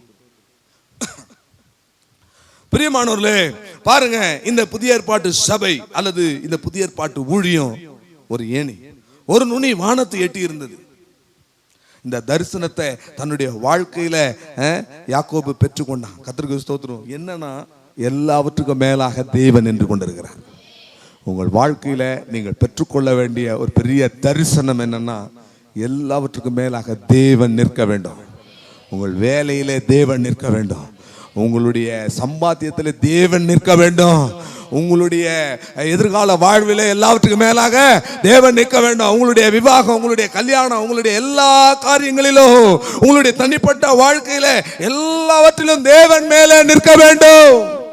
இதுதான் யாக்கோபு பெற்றுக்கொண்ட. இன்னும் அநேக காரியங்களை பேசலாம். இன்றைக்கு செய்திக்கு நான் சொல்றேன், திருமணமாகி வந்திருக்கிற புதுமண தம்பதிகளுக்கு நான் சொல்றேன், எல்லாவற்றுக்கும் மேலாக யார் நிற்கணும்? தேவன், கர்த்தர் நிற்க வேண்டும். கர்த்தர் உங்க வாழ்க்கையில நிற்க வேண்டும். பிரியமானவர்களே, இதைத்தான் தன்னுடைய வாழ்க்கையிலே அவன் பெற்றுக்கொண்ட கர்த்தருக்கு ஸ்தோத்திரம். ஒரு பெரிய ஒரு ஸ்லாக்கியம். பிரியமானவர்களே, இந்த இடத்துல தேவன் ஒரு உத்தரவாதம் கொடுக்கிறார். நீ எல்லாவற்றுக்கும் மேலாக தேவனை நிறுத்தினா தேவன் உனக்கு சில உத்தரவாதங்களை அவர் தருவார். இந்த தேவன் இவனுக்கு என்ன உத்தரவாதத்தை கொடுத்தார் தெரியுங்களா? நீ போகும் இடமெல்லாம் நான் உன்னோடு கூட வருவேன். அல்லேலூயா. நீ திரும்பவும் இந்த இடத்துக்கு உன்னை கொண்டு வருவேன். நீ படுத்து நித்திரை செய்கிற இந்த தேசத்தை நான் உனக்கு தருவேன். நான் உனக்கு சொன்னதை செய்யும் அளவு உன்னை கைவிடுவதில்லை என்கிற ஒரு உத்தரவாதத்தை தேவன் தந்தார். உன்னுடைய வாழ்க்கையிலே எல்லாவற்றுக்கும் மேலாக தேவனை நீ நிறுத்தினால், அல்லேலூயா, இந்த ஏணிக்குள்ள வரணும், இந்த சபை ஐக்கியத்துக்குள்ள வரணும், தூதர்கள் என்கிற பரிசுத்தவான்களுடைய ஐக்கியத்துக்குள்ள வரணும், நடத்திப்புக்காரருடைய ஐக்கியத்துக்குள்ள வரணும். அப்படி எல்லாம் வந்து உன்னை ஒப்பு கொடுத்து, ஆண்டவரே நீ மேல நிற்கிறவரை பார்த்தா உனக்கு மேலாக நின்று கொண்டிருந்தா அவர் உனக்கு உத்தரவாதம் தருவார். நான் உனக்கு சொன்னதை செய்யும் அளவும் உன்னை கைவிடுவதில்லை என்று சொல்லி. ஆண்டவருடைய நாமத்துக்கு மகிமை உண்டாவதாக. நான் உன்னோடு இருப்பேன். கர்த்தருக்கு உன்னை திரும்பி வர பண்ணுவேன். அல்லேலூயா. அப்படின்னா என்ன அர்த்தம்? நான் உன்னோடு இருப்பேன், நீ போகும் இடமெல்லாம் நான் உன்னோடு இருப்பேன், நான் உன்னை திரும்பி வர பண்ணுவேன்னா அப்படின்னா என்ன அர்த்தம்? கர்த்தருக்கு சொல்றேன், என்னுடைய அனுமதி இல்லாம ஒன்று உன்னுடைய வாழ்க்கையில நடக்காது. என்னுடைய சித்தம் இல்லாம ஒன்று உன்னுடைய வாழ்க்கையில நடக்காது. நான் உனக்கு என்ன செய்ய சித்தமா இருக்கிறனோ அதையே நான் உனக்கு செய்வேன் என்று கர்த்தர் சொல்லுகிறார். எல்லாவற்றுக்கும் மேலாக கர்த்தரை கொண்டு வந்து நிறுத்துங்க. கர்த்தருக்கு ஸ்தோத்திரம். இரண்டாவதாக பதான் ஆராமிலே, முதலாவது பெத்தேலிலே ஆண்டவரை தரிசித்தான். இரண்டாவது பதான் ஆராமிலே கர்த்தருக்கு ஸ்தோத்திரம் தேவனை தரிசிக்கிறான். இது ரொம்ப உன்னதமான ஒரு அனுபவம். எல்லாவற்றுக்கும் மேலான தேவனாக அவரை கண்டான். இப்ப இரண்டாவது எப்படி காண்கிறான்? ஒரு தூதனை போல அவன் காண்கிறான். அல்லது இதான் மெசேஜ் நம்பர் 1. இந்த யாக்கோபின் தேவன் எப்படிப்பட்டவர்னு நம்ம பார்த்தோம். இந்த யாக்கோபுக்கும் தேவனுக்கும் இருந்த அந்த உறவு பாருங்க. யாக்கோபு எல்லாவற்றுக்கும் மேலானவராய் அவரை பார்த்தான். நீங்களும் நானும் என்ன செய்யணும்? எல்லாவற்றுக்கும் மேலானவராய் பார்க்கணும். வேலைக்கு மேலானவராய் பார்க்கணும். அநேகர் வேலைன்னு என்ன செய்யறாங்க? ஓடுறாங்க. சபைக்கு ஆடி ஒரு வாசி, அமாவாசைக்கு ஒரு வாசி வராங்கன்ற மாதிரி கர்த்தருக்கு ஸ்தோத்திரம் வராங்க. உன் வாழ்க்கையில பிரதான ஃபர்ஸ்ட் ப்ரியாரிட்டி கர்த்தருக்கு. அல்லேலூயா. எத்தனை பேர் அதை வைக்கிறீங்க? கர்த்தருடைய நாமத்துக்கு மகிமை உண்டாவதாக. அப்படி வச்சிங்கன்னா அநேகரை பார்க்கிறேன், கொட்டுற மழையிலையும் இடியிலையும் பனியிலையும் வெயிலையும் ஆராதனைன்னு சொன்னா வராங்க. ஆனால் நாங்கள் நீ நைட் ப்ரேயர்னு சொல்கிறோம். சபை விசுவாசி ஒரு 8 பேர் தாங்க. 28 பேர் வந்தாங்க. 28 பேரில் சபை விசுவாசி 8 பேர், மீதி 20 பேர் வெளியில் இருக்கிற ஜனங்கள் வந்திருக்கிறாங்க. அல்லேலூயா. அப்போ அவர்களெல்லாம் தேவனை மேலாக வச்சிருக்கிறாங்க. ஆனால் வராங்க. கர்த்தருக்கு ஸ்தோத்திரம். அங்கே வேலையை முடிச்சு இரவெல்லாம் டிராவல் பண்ணி வந்து இவங்களோட ஜெபம் பண்ணி எவ்வளோ கண்கள் ரெண்டும் அப்படியே வலி வேதனையில் இருக்கு. கழட்டி தனியாக வச்சிடலாமான் இருக்கு. ஆனாலும் கர்த்தரை மேலாக வைத்திருக்கிறோம். அல்லேலூயா. கர்த்தரை மேலாக வைத்திருக்கிறோம். பிரியமானவர்களே, கர்த்தருக்கு ஸ்தோத்திரம். இப்போ இரண்டாவது ஒரு வெளிப்பாடு அவனுக்கு உண்டாகிறது. வாசியுங்கள் 48ஆம் அதிகாரத்திலே 16வது வசனத்தை வாசியுங்கள். சாரி 31 ஆதியாகமம் 31ஆம் அதிகாரம் 11வது வசனம். ஆதியாகமத்தை பரட்டுறதுக்கு உள்ள நேரமா? அன்றியும் தேவ தூதன் ஒருவர் சொப்பனத்திலே, கர்த்தருக்கு ஸ்தோத்திரம், 16ஆமிலே லாபானுடைய வீட்டுல கர்த்தருடைய தூதன் அங்கே வந்து யாக்கோபே என்றார். இதோ இருக்கிறேன் என்று சொன்னா கொஞ்சம் வேகமா வாசிங்க. அப்பொழுது அவர்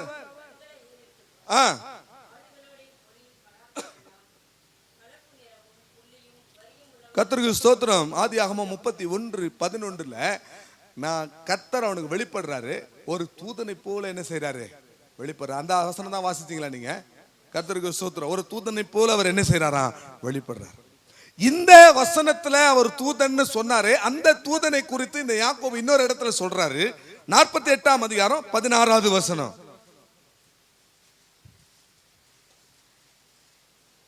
48:16. அப்பொழுது எல்லா தீமைக்கும் நீங்களாக்கி என்னை மீட்ட தூதனமானவர். போதுங்க. அங்க கர்த்தருடைய தூதன் வந்து யாக்கோபே அப்படின்னாரு. இவர் இதோ அடியேன்னு சொல்லிட்டாரு. அந்த வார்த்தையே இப்ப யாக்கோபு இங்க சொல்றாரு, என்னை மீட்ட தூதனானவர். எதுக்கு மீட்டாரா? எல்லா தீங்குக்கும் மீட்டாரா. இப்படி சொல்லி இதை சிம்பிளா முடிக்கிற பாருங்க. லாபான் உடைய வீடு பதான் ஆராம் என்பது இந்த உலகம். அல்லேலூயா. லாபான் என்பது இந்த உலக வீடு, இந்த உலக வாழ்க்கை. இந்த உலகத்துல நான் ஜீவிக்கிறோமே, இந்த உலகம் கர்த்தருக்கு ஸ்தோத்திரம் எல்லா விதத்திலும் அசுத்தம் நிறைந்ததா இருக்கிறது. எங்கே திரும்பினாலும் பரிசுத்த கேடுகள் இந்த உலகத்தில் நிறைந்திருக்கிறது. எல்லா இடத்துல தீமைகள் இருக்கிறது. இந்த லாபான் வீடாகி இந்த உலகத்தில் நாம் இப்போது வாழ்ந்து கொண்டிருக்கிறோம். நம்மை இந்த உலகத்தின் தீமையிலிருந்து தப்புவிக்கும்படியாக ஒரு தூதனாக நம்மோடு கூட அவர் காணப்படுகிறார். அல்லேலூயா. முதலாவது எல்லாவற்றுக்கும் மேலான கர்த்தராக அவர் பார்த்தார். இரண்டாவது பிரியமானவர்களே, நம்மை விடுவிக்கிற ஒரு தூதனாக, இந்த யாக்கோபை எல்லா தீமைக்கும் விலக்கி காத்த ஒரு தூதனாக அவர் பார்க்கிறார். மூன்றாவதாக ஆதியாகமம் 32ஆம் அதிகாரத்தில் 24 30 வரையிலான வசனங்கள் எல்லாருக்கும் தெரிந்த ஒரு வசனம் தான். அந்த 24வது வசனத்தை மட்டும் நீங்க வாசிங்க. யாக்கோபு பிந்தி தனித்திருந்தான். அப்பொழுது ஒரு புருஷன் பொழுது விடிய மளவம். இங்க புருஷன் என்று சொல்லப்படும். முதலாவது எப்படி பார்த்தான்? எல்லாவற்றுக்கும் மேலான தேவனாக கர்த்தராக பார்த்தான். ரெண்டாவது ஒரு தூதனாக பார்த்தான். முதல்ல எங்க பார்த்தான்? பெத்தேல்ல பார்த்தான். ரெண்டாவது எங்க பார்த்தான்? பதான் ஆராமிலே லாபானுடைய வீட்டுல. இப்ப இது பார்க்கணும்னா இது பெனியேல் என்று சொல்லப்படுகிறதான ஒரு இடம். கர்த்தருக்கு ஸ்தோத்திரம். இங்க பெனியேலுக்கு வர்றான். அந்த யாப்போக்கு ஆற்றாண்டையில தன்னுடைய மனைவி பிள்ளைகள் எல்லாம், தன்னுடைய ஆடு மாடு மந்தைகள் எல்லாம் ஒரு இடத்துல விட்டுட்டு அவன் தனித்து இருக்கும் பொழுது அவன் பார்க்கிறான், பிரியமானவர்களே, ஒரு புருஷனை பார்க்கிறான். அல்லேலூயா. எப்படி ஆண்டவர் இருக்கிறார் பாருங்க. எனக்கு ரொம்ப சந்தோஷமா இருக்கிறது, எனக்கு ரொம்ப ஆச்சரியமா இருக்கிறது. ஒரு புருஷனை போல அவர் வர்றார்னா பிசிக்கலாகவே ஒரு மனிதனாகவே தெய்வம் இங்கே இறங்கி வந்திருக்கிறார். அல்லேலூயா. ஒரு புருஷன் என்று சொன்னால் என்ன அர்த்தம் பிரியமானவர்களே? இவன் யாக்கோபை சந்திக்க வேண்டியதா இருக்கு. இவனுடைய தந்திரத்தினுடைய உச்சம் இதுதான். இவனுடைய தந்திரமான வேலைகள் எல்லாம் இப்ப தவிடுபிடியாக போகுது. பொழுது விடிஞ்சா யாக்கோபு வரப்போறான், ஒரு பெரிய சேனையோடு வரப்போறான். என்ன ஒரு பயங்கரம் சம்பவிக்க போகிறது. இவ்வளோ காரியங்களை ஞானமா தந்திரமா பண்ண இந்த ஒரு விஷயத்தை நான் என்ன பண்ணணும்? பல விதமான சிந்தனையில அவன் யாக்கோபுக்கு ஆற்றாண்டையில் அவன் யாக்கோபு இருந்தபோது கர்த்தருக்கு ஸ்தோத்திரம், கர்த்தருக்கு ஸ்தோத்திரம், ஒரு மனிதனை போல ஆண்டவர் இங்கே வருகிறார். ஒரு டெக்ஸ் வேதாகமத்தில் பார்க்கும்போது பிரியமானவர்களே, 2 பேரும் தள்ளி முள்ளி என்ன செய்தாங்க? கட்டி புரண்டு உருண்டு என்ன செஞ்சிருக்கிறாங்களாம்? சண்டை போட்டிருக்கிறாங்க. வாலிப பிள்ளைகள் இந்த பைபிள்லாம் வாங்கணும். எங்களுக்கெல்லாம் கொஞ்சம் குறைவு ஞானம், அதனால நாங்கள் தமிழில் இவ்வளோ நாள் போராடினு இருக்கு. உங்களுக்கு கர்த்தர் நல்ல ஞானத்தை கொடுத்துருக்கிறாரு. நிறைய ரெஃபரன்ஸ் பைபிள் இருக்கு, வாங்குங்க. டெக்ஸ் பைபிள் எங்கேயாவது கிடைச்சா வாங்குங்க. கர்த்தருக்கு ஸ்தோத்திரம். ஒரு கேள்வி ஜெயஸ்ரீ அவர்கள் கேட்டாங்க, என்னை புரட்டி போட்ட ஒரு கேள்வி. கர்த்தருக்கு ஸ்தோத்திரம். ஆனா ரொம்ப நாளுக்கு முன்னதாக அதை நான் சாலமோனை குறித்து நான் பேசியிருக்கிறேன். அது மைண்ட் உள்ளத்துல ஆழத்துல இருக்கு. இப்ப எல்லாரும் இருக்கிறாங்க, நான் ஏதாவது தவறா சொல்லிடக்கூடாது. அதனால அவங்ககிட்ட நான் ரெக்வஸ்ட் பண்ணேன், எனக்கு நைட் ப்ரேயருக்கு வாங்க, நான் அதுக்குள்ள செக் பண்ணி சொல்லிடுறேன். இதெல்லாம் டெக்ஸ் பைபிள்ல போய் தேடினது தான். கர்த்தருக்கு ஸ்தோத்திரம். பிரியமானவர்களே, அது அவங்களுக்கு நேற்று ஈவினிங்ல பேசியாச்சு. மற்றவர்களாம் அது ரகசியம்தான். கர்த்தருக்கு ஸ்தோத்திரம். அந்த வேதாகமங்களை பார்க்கும் பொழுது ஒரு மனிதன் இன்னொரு மனுஷனோட சண்டை போட்டு ஒரு மல்யுத்தம் பண்ற மாதிரி ஒருத்தனை தள்ளி போராடி இழுத்து பிடிச்சி மண்ணுல உருண்டு அப்படிதான் இவங்க நடந்துதாங்க. அல்லேலூயா. யோசிச்சு பாருங்க, ஒரு தெய்வம் ஒரு மனிதனோடு இடைபடுகிற அந்த காரியத்தை நீங்க பாருங்க பிரியமானவர்களே. புருஷன் என்று சொல்லும் பொழுது அது அன்பை காண்பிக்கிறது பிரியமானவர்களே. இந்த யாக்கோபின் தேவன் அன்பே உருவான தேவனாயிருக்கிறார். கர்த்தருக்கு ஸ்தோத்திரம். அல்லேலூயா. அன்பில் உருவான தேவன். ஓசியா 12ஆம் அதிகாரம் 3ஆம் 4ஆம் வசனங்களை நீங்கள் எல்லாம் வாசித்து பார்த்தீங்கன்னா, தன்னுடைய பலத்தினால போராடினான் என்று சொல்லப்பட்டிருக்கிறது. தன் பலத்தினால போராடினானா, தெய்வத்தோட அழுதானா, கெஞ்சினானா, கண்ணீர் விட்டானா. நீர் என்னை ஆசீர்வதித்தால் ஒழிய நானுமே போகவிடேன். அல்லேலூயா. கர்த்தருக்கு ஸ்தோத்திரம். பிரியமானவர்களே, ஆண்டவர் என்ன செய்தாரா, அவனுடைய என்ன செய்தார், அவருடைய தொடை சந்தை அவர் தொட்டார்னு சொல்லப்பட்டிருக்கிறது. ஆனா அது ஒரிஜினலா திருகினார்னு சொல்லப்பட்டிருக்கு. அல்லேலூயா. என்ன செய்தாரா, அவரு திருகினாராம். சில நேரத்தில் ஆண்டவர் சில நேரத்தில் திருகி விட்டாதான் நம்முடைய ஜென்ம சுபாவம் எல்லாம் மாறும். இந்த ஏமாற்றுகிற வேலையெல்லாம், தந்திரமா செய்கிற காரியங்கள் எல்லாம் மாறணும்னா சில நேரத்தில் ஆண்டவர் என்ன செய்வார், சில விஷயங்களை திருகி விடுவார். கர்த்தருக்கு ஸ்தோத்திரம். பாருங்க, உண்மையாகவே அந்த போராட்டத்தில் அவனுடைய சுபாவமே அவனை விட்டு போய்விட்டது. அவன் மாறிவிட்டான். ஆண்டவர் அவனை பார்த்து சொன்னார், இனி நீ என்ன செய்வாய், நீ யாக்கோப் என்று அழைக்கப்பட மாட்டாய், இனி நீ யாக்கோபா இராமல் நீ இஸ்ரவேல் எனப்படுவாய். இஸ்ரவேல் என்று சொன்னால் தேவ பிரபு. அல்லேலூயா. கர்த்தருக்கு ஸ்தோத்திரம். இன்றைக்கும் அந்த அன்பின் புருஷனாம் ஆண்டவராகிய இயேசு கிறிஸ்து நம்மோடு கூட இருக்கிறார். அல்லேலூயா. அவன் தேவனை மேற்கொண்டான் என்று சொன்னால் அவன் தெய்வத்தை சொந்தமாக்கி கொண்டான் என்றுதான் அதனுடைய அர்த்தம். தேவனை மேற்கொண்டானா தேவனை ஜெயிக்கல, அந்த தெய்வத்தை என்ன செய்துட்டான், தனக்கு சொந்தமாக்கி கொண்டான். மனுஷரை மேற்கொண்டான் என்றால் ரெண்டு அர்த்தம் சொல்லப்பட்டிருக்கிறது. ஒன்று, அந்த யாக்கோபையும் அவன் என்ன செய்தான், மேற்கொள்றான். அதை விட மேன்மையான விஷயம், தேவனையும் தேவனோட மனுஷனோட போராடி மேற்கொண்டாயே என்றால் தேவனை தனக்கு சொந்தமாக்கி கொண்டான். இரண்டாவது, யாக்கோபை அவன் மேற்கொண்டான் என்று சொல்வதை விட மனிதனை மேற்கொண்டானா தன் சொந்த மாம்ச சரீரத்தை, மனுஷீகத்தை அவன் என்ன செய்தான், மேற்கொண்டான். அல்லேலூயா. அல்லேலூயா. இங்கேதான் இவன் ஆசீர்வதிக்கப்பட்டான். பிரியமானவர்களே, பெனியேல் என்றால், ஏல் என்றனாலே தேவன் அர்த்தம். பெனியேல் என்று சொன்னால் தேவனுடைய முகம். 31வது வசனத்தை நீங்கள் பார்த்தீங்கன்னா, சூரியன் உதயமாயிற்று, ஒரு புதிய வெளிச்சத்திலே அவன் புறப்பட்டு போனான் என்று சொல்லி பார்க்கிறோம். பிரியமானவர்களே, அல்லேலூயா. புதிய வெளிச்சத்திலே அவன் புறப்பட்டு போகிறான். கர்த்தருக்கு ஸ்தோத்திரம். முதலாவது, எல்லாவற்றுக்கும் மேலாக கர்த்தரை கண்டான், தனக்கு சொந்தமாக்கி கொண்டான். இரண்டாவது, ஒரு தூதனாக கர்த்தரை கண்டான், எல்லா தீமையிலிருந்தும் அவன் விலக்கப்பட்டதாக அவன் சொல்லுகிறான். மூன்றாவதாக, போராடுகிற ஒரு புருஷனாக அவன் பார்த்தான். கர்த்தருக்கு ஸ்தோத்திரம். அது அன்பின்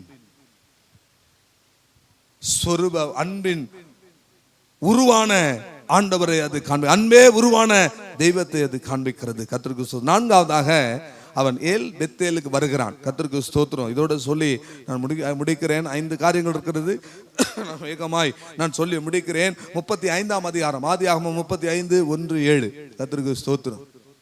சித்ரேஷ், என்ன பிரச்சனை உனக்கு? உட்காரு. தேவன் யாக்கோபை நோக்கி, நீ எழுந்து பெத்தேலுக்கு போ, அங்கே குடியிருந்து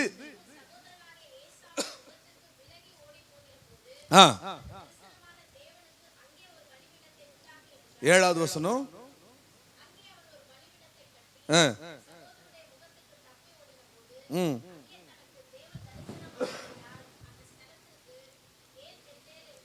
பெத்தேலுக்கு போ சொன்னா,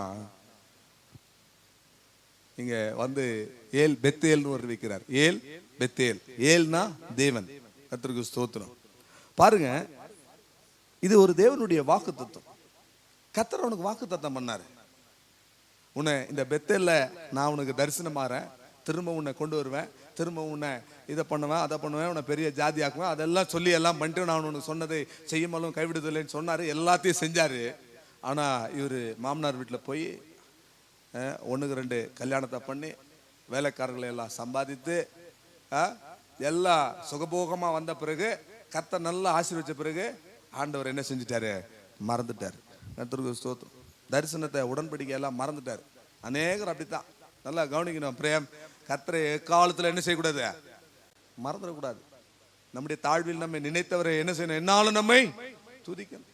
வசதி வாய்ப்புகள் எல்லாம் வரும்போது ஆண்டவர் என்ன செஞ்சிடக்கூடாது, மறந்துடக்கூடாது. வேலையில 25 30 ஆனாலும் 3 லட்சம் ஆனாலும் 3 கோடி ஆனாலும் கர்த்தர் என்ன செய்யக்கூடாது? நான் பலிபீடத்திலிருந்து பேசுறேன், அப்படியே கர்த்தர் உன்னை ஆசீர்வதிப்பார். அல்லேலூயா, கர்த்தருக்கு ஸ்தோத்திரம். ஆனா தெய்வத்தை என்ன செய்யக்கூடாது? மறந்து விடக்கூடாது. தெய்வத்தை மறந்து விடக்கூடாது. இங்கே இவர் ஆண்டவரை மறந்து, உடன்படிக்கை மறந்து, அநேக வசதி வாய்ப்புகள் வந்த உடனே எல்லாவற்றையும் மறந்துட்டாரு. இப்ப ஆண்டவர் மறுபடியும் அவனுக்கு ஞாபகப்படுத்துறாரு, நீ என்ன செய்ய? பெத்தேலுக்கு போ. பெத்தேல்னா என்ன? பெத்துனா வீடு, ஏல்னா தேவன். கர்த்தருக்கு சோத்திரம். தேவனுடைய வீட்டுக்கு போ. அங்கே போய் அங்கே ஒரு பலிபீடத்தை கட்டி கர்த்தருக்கு சோத்திரம். ஆனா சுக்கோத்திலே ஒரு வீடுகளை கட்டினார். இந்த அதிகாரத்தை வீட்டுல போய் வாசிச்சு கொள்ளுங்க. சுக்கோத்துல அநேக வீடுகளை கட்டினார். ஆனா தேவனுக்கு அதுல பிரியமில்லை. பிரியமானவர்களே, கர்த்தருக்கு சோத்திரம். அவர் சுக்கோத்துல வீடுகளை கட்டினதுனால பெரிய நஷ்டம். வாசனை கட்டு போச்சு, ஜீவிதம் சரியில்லாம போச்சு. கர்த்தருக்கு சோத்திரம். இப்ப மறுபடியும் ஆண்டவர் என்ன செய்றாரு? பெத்தேலுக்கு போனு. அங்க போய் இவர் ஒரு பலிபீடத்தை கட்டி ஆண்டவர் தொழுது அந்த இடத்துக்கு மறுபடியும் ஒரு பேர் வைக்கிறாரு. ஏல் பத்தேல் என்று பேர் வைக்கிறார். பெத்தேல்னா தேவனுடைய வீடு. நான் மறுபடியும் சொல்றேன், ஏல்னா என்ன அர்த்தம்? தேவன் அர்த்தம். பெத்துனா என்ன அர்த்தம்? வீடுன்னு அர்த்தம். பெத்தானியா, கர்த்தருக்கு சோத்திரம். பெத்து பெத்துன்னு எங்கெல்லாம் வருதோ அதெல்லாம் வீடு தான். பெத்துனா வீடு, ஏல்னா தேவன். அப்ப தேவனுடைய வீடு. ஆனா இந்த இடத்துல பாருங்க, ஏல் பெத்தேல் அப்படின்னா தேவன் தேவனுடைய வீடு என்று சொல்லுகிறார். கர்த்தருக்கு ஸ்தோத்திரம். நீங்க உட்கார்ந்து இருக்கிற இடம் ஒரு ஏல் பெத்தேல் அப்படின்னா, இன்னும் இது ஒரு புரியுற மாதிரி உங்களுக்கு சொல்லணும், தேவனுடைய வீட்டிற்கு தேவனானவர். அல்லேலூயா. ஏல் பெத்தேல் என்றால் தேவனுடைய வீட்டிற்கு அவர் தேவனானவர். கர்த்தருக்கு ஸ்தோத்திரம். இந்த ஏல் பெத்தேலுக்குள்ள வந்திருக்கிறீங்க. இந்த ஒரு வார்த்தையை நல்லா யோசிச்சு பாருங்க. உங்க மனதுல இந்த வார்த்தையை திரும்ப திரும்ப சொல்லி பாருங்க. தேவனுடைய வீட்டின் தேவனானவர். என்னுடைய வீடு சகல ஜனங்களுக்கும் ஜெப வீடுன்னு சொன்னவர். தேவனுடைய வீட்டின் தேவனானவர். இந்த வீட்டிற்கு இது தேவனுடைய வீடு. கர்த்தருக்கு ஸ்தோத்திரம். ஒரு ஆளு சபைக்கு வரல, அவர் பாப்பார் இந்த மெசேஜ். சபைக்கு வரல, ஆராதனைக்கு வரல, வீக் டேஸ்ல ஒரு நாள் வந்து, நான் நேர சர்ச்சில் வந்து இது கால் வச்சுட்டு என் தகப்பன் வீட்டில் நான் கால் வச்சுட்டு வந்துட்டேன். இதெல்லாம் செல்லாது. அல்லேலூயா. இதெல்லாம் கர்த்தருக்கு ஸ்தோத்திரம். இது நம்மை நாமே ஏமாற்றிக் கொள்ளுகிற ஒரு காரியம். இன்றைக்கு ஆராதனைக்கு வந்திருக்கிற இந்த பெத்தேலுக்கு வந்திருக்கிறோம். இந்த பெத்தேல் தேவனுடைய வீட்டுக்கு வந்திருக்கிறோம். இது ஏல் பெத்தேல், இது தேவனுடைய வீட்டின் தேவனானவர். அல்லேலூயா. இந்த வீட்டுக்கு மேலாக, எல்லாவற்றுக்கும் மேலாக அவர் நின்று கொண்டு அவர் எல்லாவற்றையும் பார்த்து கொண்டு தான் இருக்கிறார். அல்லேலூயா. கர்த்தருக்கு ஸ்தோத்திரம். இந்த பெத்தேலுக்கு போகும்போது, இந்த ஏல் பெத்தேலுக்கு போகும்போது ஒரு 3 காரியங்களை அவன் செய்தான். 32ஆம் அதிகாரத்தினுடைய 2வது வசனத்தை வாசியுங்கள். 35ஆம் அதிகாரத்தினுடைய 2வது வசனம். அப்பொழுது யாக்கோபு தன் வீட்டாரையும் தன்னோட கூட மற்ற அனைவரையும் நோக்கி, முதலாவது உங்களிடத்தில் இருக்கிற அந்நிய தெய்வங்களை விலக்கி போட்டு உங்களை சுத்தம் பண்ணி கொண்டு உங்கள் வஸ்திரங்களை மாற்றுங்க. இந்த பெத்தேலுக்கு தேவனுடைய வீட்டிற்கு போகும்போது 3 விதமான சுத்திகரிப்பு. கொஞ்சம்மா, தேவனுடைய வீட்டுக்கு வரும்போதே 3 விதமான சுத்திகரிப்பு. என்ன தெரியுங்களா? முதலாவது அந்நிய தெய்வங்களை என்ன செய்யணும்? விலக்கணும். அல்லேலூயா. அல்லேலூயா சொல்ல மாட்டீங்களா? கர்த்தருக்கு ஸ்தோத்திரம். ஏன் சொன்னா, ராகேல் அவங்க அப்பா வீட்டுல இருந்து வரும்பொழுது லாபானுடைய சுரூபங்களை என்ன செய்துட்டா? திருடிட்டு வந்துட்டா. மறைச்சு வச்சிட்டு இருக்கிறான். பொய் சொல்றா, ஒளிச்சு வைக்கிறான், எல்லாத்தையும் செய்யறான். அவங்க மட்டும் இல்லைன்னா அநேகர் எடுத்துட்டு வந்துட்டாங்க. யாக்கோபு, இது பெரிய ஒரு ஆழமான ஒரு காரியம். இதெல்லாம் சொன்னா இப்போ உங்களுக்கு முதல் வாரத்திலே உங்களுக்கு ரொம்ப சார்வாயிடும், ரொம்ப துக்கமாயிடும். அதனால மேலோட்டமா சொல்லிட்டு போறேன், நீங்க புரிஞ்சுக்குங்க. அந்நிய தெய்வங்களை என்ன செய்யுங்க? விலக்குங்க. இவங்க எடுத்து வச்சுட்டு வந்ததுனால விளைவு என்ன தெரியுங்களா? இவங்க அழைக்கப்பட்டு போக வேண்டிய தேசத்துக்கு இவங்களால என்ன செய்ய முடியல? போக முடியல. பாதியிலே கற்ப வேதனை அடைந்து என்ன செய்தாங்க? ஒரு பிள்ளையை பெற்றாங்க. பிள்ளையை பெற்று என்ன செய்தாங்க? செத்து போனாங்க. ஒரு தூணை எடுத்து அவங்களுடைய கல்லறை மேல வச்சான். அது சாமுவேலுடைய நாட்கள் வரைக்கும் இருக்குதுன்னு பாக்குறோம். கடந்த வாரத்துல பூஞ்சேரியில ஒரு அருமையான சகோதரி சொன்னாங்க, நாங்க போய் அந்த ராகேலினுடைய கல்லறையின் மேல் வைக்கப்பட்ட தூணை நாங்க பார்த்துட்டு வந்தோம். பெரிய ஒரு தூண் இருக்கு அப்படின்னு அவங்க சொல்றாங்க. கர்த்தருக்கு ஸ்தோத்திரம். என்ன நடந்தது?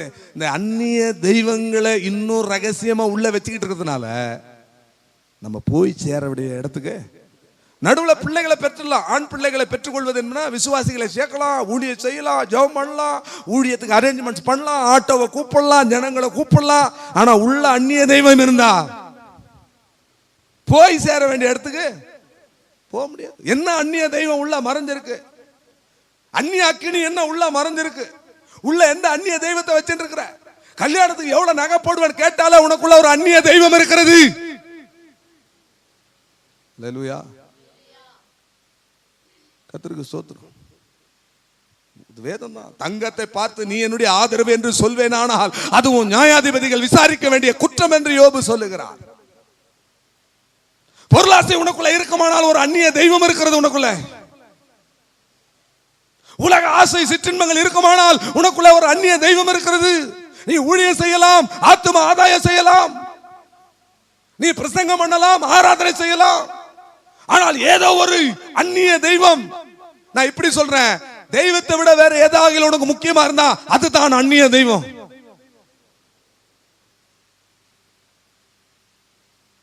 இது உள்ள இருந்தா போய் சேர முடியாது. ஊழியம் செய்யலாம், ஆத்துமாக்களை சேர்க்கலாம், புதிய புதிய ஆத்துமாக்களை பெற்று போடலாம், போய் சேர வேண்டிய இடத்துக்கு போய் சேர முடியாது.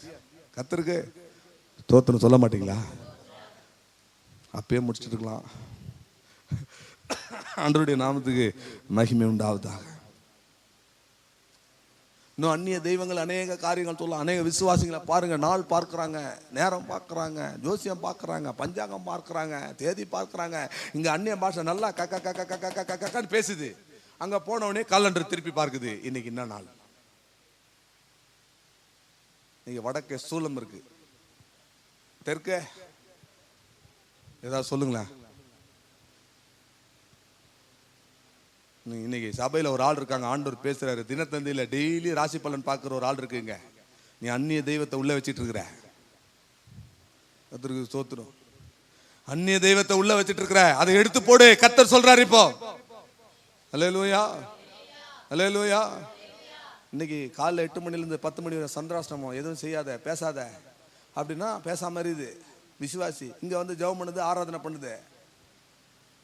நீ பெத்தேலுக்கு வந்திருக்கிற, உனக்குள்ள இருக்கிற எந்த அந்நிய தெய்வமானாலும் அதை விலக்கு. கர்த்தருக்கு ஸ்தோத்திரம். பாருங்க, அந்நியத்தை தெய்வத்தை நீ விலக்குன்னு சொன்ன உடனே எல்லாத்தையும் கலட்டி கொண்டு வந்து கொடுத்தாங்க, ஆபரணங்களை கலட்டி கொண்டு வந்து கொடுத்தாங்க. அதை என்ன செய்தானா, ஒரு கர்வாலி மரத்தின் கீழே பள்ளம் தோண்டி புதைச்சிட்டானா.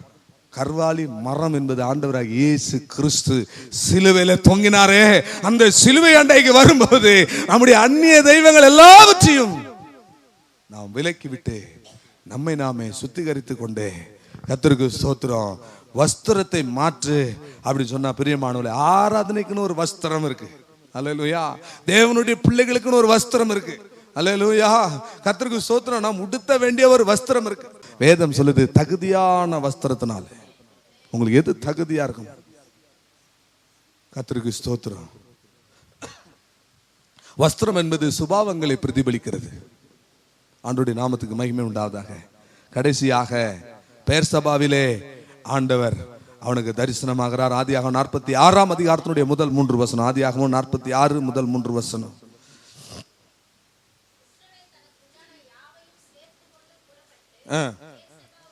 பெயர்சபாவுக்கு போய்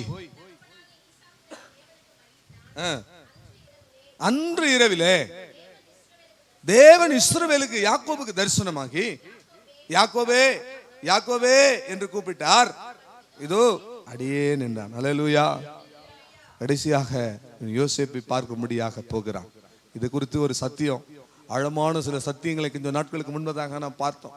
யோசேப்பை பார்க்கிறதுக்கு முன்பதாக இந்த யாக்கோபு போகிறான். கர்த்தருக்கு ஸ்தோத்திரம். கடைசியாக தேவனேங்க அவனுக்கு தரிசனமாகிறார். கர்த்தருக்கு ஸ்தோத்திரம். பெயர்சபா என்று சொல்லும் பொழுது அது முற்பிதாக்களோடு சம்பந்தப்பட்ட ஒரு இடம். கர்த்தருக்கு ஸ்தோத்திரம். பெயர்சபா என்று சொல்லும் பொழுது பலி செலுத்தி ஆண்டவரை தொழுது கொள்ளுகிற ஒரு இடம். கர்த்தருக்கு ஸ்தோத்திரம். ஒரு கிறிஸ்தவ வாழ்க்கை என்பது என்ன? பலியினாலே உடன்படிக்கை செய்யப்பட்ட ஒரு வாழ்க்கை. இயேசு கிறிஸ்து நமக்கு பலியானதுனாலே கர்த்தருக்கு ஸ்தோத்திரம், அந்த பலியினாலே நாம் உடன்படிக்கை செய்யப்பட்டிருக்கிறோம். பிரியமானவர்களே, அந்த இடத்துல இன்னும் ஆண்டவர் பேசுறார், நான் தேவன், நீ பயப்படாத, நான் உன்னோடு வருவேன், நான் வந்து உன்னோடு கூட இருந்து எல்லாவற்றையும் செய்வேன். கடைசியா யோசேப்பு உன் கண்களை என்ன செய்வான்? மூடுவான் என்று கர்த்தர் பேசுறார். கர்த்தருக்கு ஸ்தோத்திரம். ஆகவே பிரியமானவர்களே, பெயர் சபா என்பது உடன்படிக்கை. ஆண்டவரோடு கூட செய்த உடன்படிக்கை என்ன? கர்த்தருக்கு ஸ்தோத்திரம். விசுவாசிகள் உடன்படிக்கை செய்யறாங்க. தண்ணியில நின்று ஞானஸ்நானம் பண்ணும் போது உடன்படிக்கை பண்றாங்க. கடைசி வரைக்கும் சபைக்கு இருப்போம், சங்கத்துக்கு இருப்போம், உலக ரட்சகர் சபையில இருப்போம் அப்படின்னு சொல்லி உடன்படிக்கை பண்றாங்க. அதுக்குள்ள என்ன ஆகுது தெரியல, 2-3 வருஷத்துல ஏதாவது ஒரு குறைய சொல்லி, பாஸ்டர் மேல ஒரு இதை சொல்லி, விசுவாசிங்க மேல ஒரு குறைய சொல்லி அவங்களுக்கு இன்னொரு இடத்துக்கு போனோம். அதனால இங்க நான் ஏதாவது ஒரு வார்த்தை சொல்லுவேனான்னு ஒரு குரூப் இப்ப பார்த்துட்டு இருக்கு. ஏதாவது ஒன்று சொன்னா உடனே சபை விட்டு போறதுக்கு ஒரு குரூப் ரெடியா இருக்கு. கர்த்தருக்கு ஸ்தோத்திரம். இதெல்லாம் யாரும் சொல்ல, ஆவில ஏவப்பட்டு சொல்றேன். கர்த்தருக்கு ஸ்தோத்திரம். உடன்படிக்கைய மறந்துடாதீங்க. தேவனோடு கூட செய்த உடன்படிக்கை என்ன என்பதை, பெயர் சபா என்பது உடன்படிக்கை, பலியினால செய்யப்பட்ட உடன்படிக்கை. அந்த இடத்துல நீங்க இருப்பீங்கன்னு சொன்னா கர்த்தருக்கு ஸ்தோத்திரம். பிரியமானவர்களே, கர்த்தர் நம்முடைய யோசேப்பு யாரு? ஆண்டவராகிய இயேசு கிறிஸ்து. அன்றைக்கு யாக்கோபினுடைய கண்களை மூடினா அந்த யோசேப்பு, இன்றைக்கு நமக்கு ஆண்டவராகிய இயேசு கிறிஸ்து இருக்கிறார். நாம் எல்லாரும் எழும்பி நின்று கண்களை மூடி இந்த யாக்கோபின் தேவனை நாம் ஆராதிக்கலாமா? இந்த யாக்கோபின் தேவனை நமக்கு சொந்தமாக நாம் தெரிந்து கொள்ளலாமா? எல்லாரும் எழும்பி நிற்போம். வெளியே நிற்கிறவர்கள் எல்லாரும் ஒரு விசை எல்லாரும் உள்ள வந்து இந்த காலை வேளையின் ஆராதனையில ஹல்லேலூயா ஹல்லேலூயா. யாக்கோபு என்னும் சிறு கூட்டமே, நீ எதற்கும் பயந்து விடாத. இஸ்ரவேலின் சிறு கூட்டமே, நீ ஒன்றுக்கும் கலங்கி விடாத. உன்னை உண்டாக்கினவர், உன்னை சிருஷ்டித்தவர், உன் முன்னே அவர் நடந்து போகிறார். தீங்கு உன்னை ஒன்றும் செய்யாதே. எல்லாரும் எழும்பி நின்று கண்களை மூடி ஹல்லேலூயா ஹல்லேலூயா ஹல்லேலூயா ஹல்லேலூயா. யாக்கோபு என்னும் சிறு பூச்சியே, நீ ஒன்றுக்கும் கலங்கி விடாதே. இஸ்ரவேலின் சிறு கூட்டமே, நீ எதற்கும் பயந்து விடாதே. யாக்கோபு என்னும் சிறு பூச்சியே, நீ ஒன்றுக்கும் கலங்கி விடாதே. இஸ்ரவேலின் சிறு கூட்டமே, நீ எதற்கும் பயந்து விடாதே. உன்னை உண்டாக்கினவர், உன்னை சிருஷ்டித்தவர், உன் முன்னே நடந்து போகிறார். உன்னை உண்டாக்கினவர், உன்னை சிருஷ்டித்தவர், உன் முன்னே நடந்து செல்கிறார். நீங்கள் உன்னை ஒன்றும் செய்யாதே, நீங்கள் உன்னை ஒன்றும் செய்யாதே. பாடுமா? யாக்கோபு என்னும் சிறு பூச்சியே, நீ ஒன்றுக்கும் கலங்கி விடாதே. இஸ்ரவேலின் சிறு கூட்டமே, நீ எதற்கும் பயந்து விடாதே. அழைத்தவர் கைவிடுவாரும் இல்லை இல்லை இல்லை, தெரிந்தவர் விட்டுடுவாரும் இல்லை இல்லை இல்லை. அழைத்தவர் கைவிடுவாரும், தெரிந்தவர் விட்டுடுவாரும். பேர் சொல்லி அழைத்தவர், பேர் சொல்லி அழைத்தவர், உன்னை மகிமை படுத்திடுவார், உன்னை மகிமை படுத்திடுவார். படுவா? உன்னை உண்டாக்கினவர், உன்னை சிருஷ்டித்தவர், உன் முன்னே நடந்து செல்கிறார். சத்தத்தை உயர்த்தி, உன்னை உண்டாக்கினவர். கரங்களை கட்டு, கரங்களை கொண்டு வந்தவர் எல்லாரும் யாக்கோபின் தேவனை அண்டிக்கிறோம். நீங்க உன்னை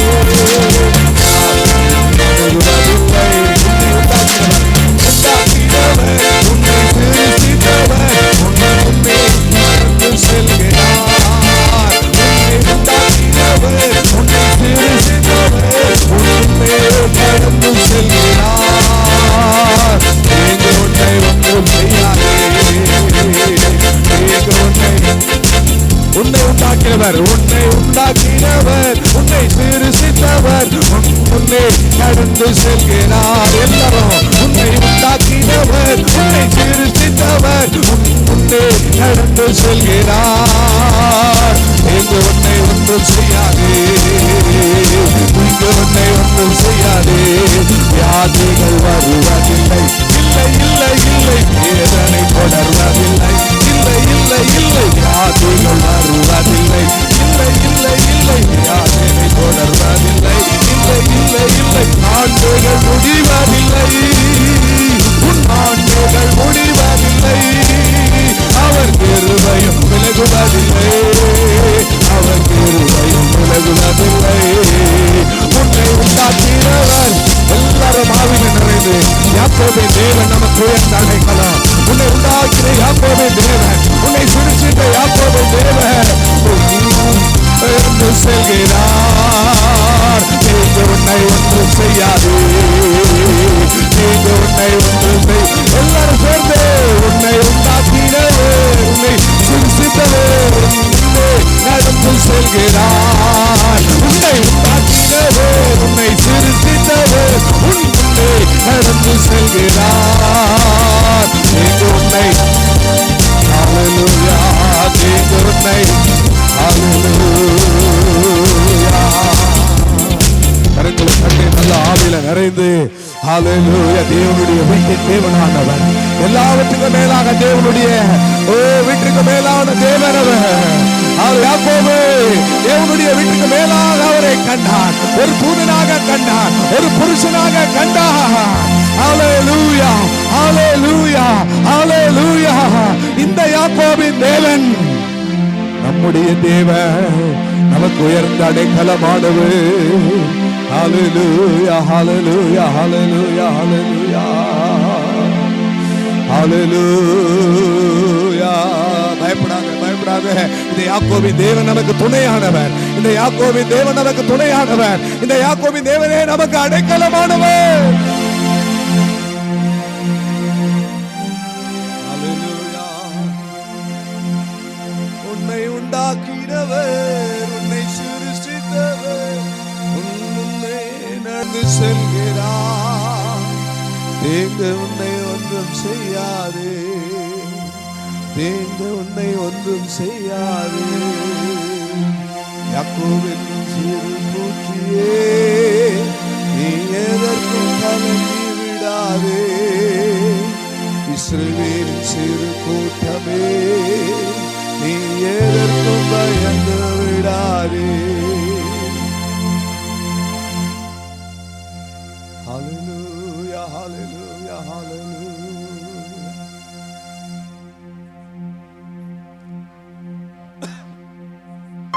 இயேசுவின் நாமத்தினால் இவைகளை வேண்டி நிற்கிறோம் எங்கள் பரலோக பிதாவே.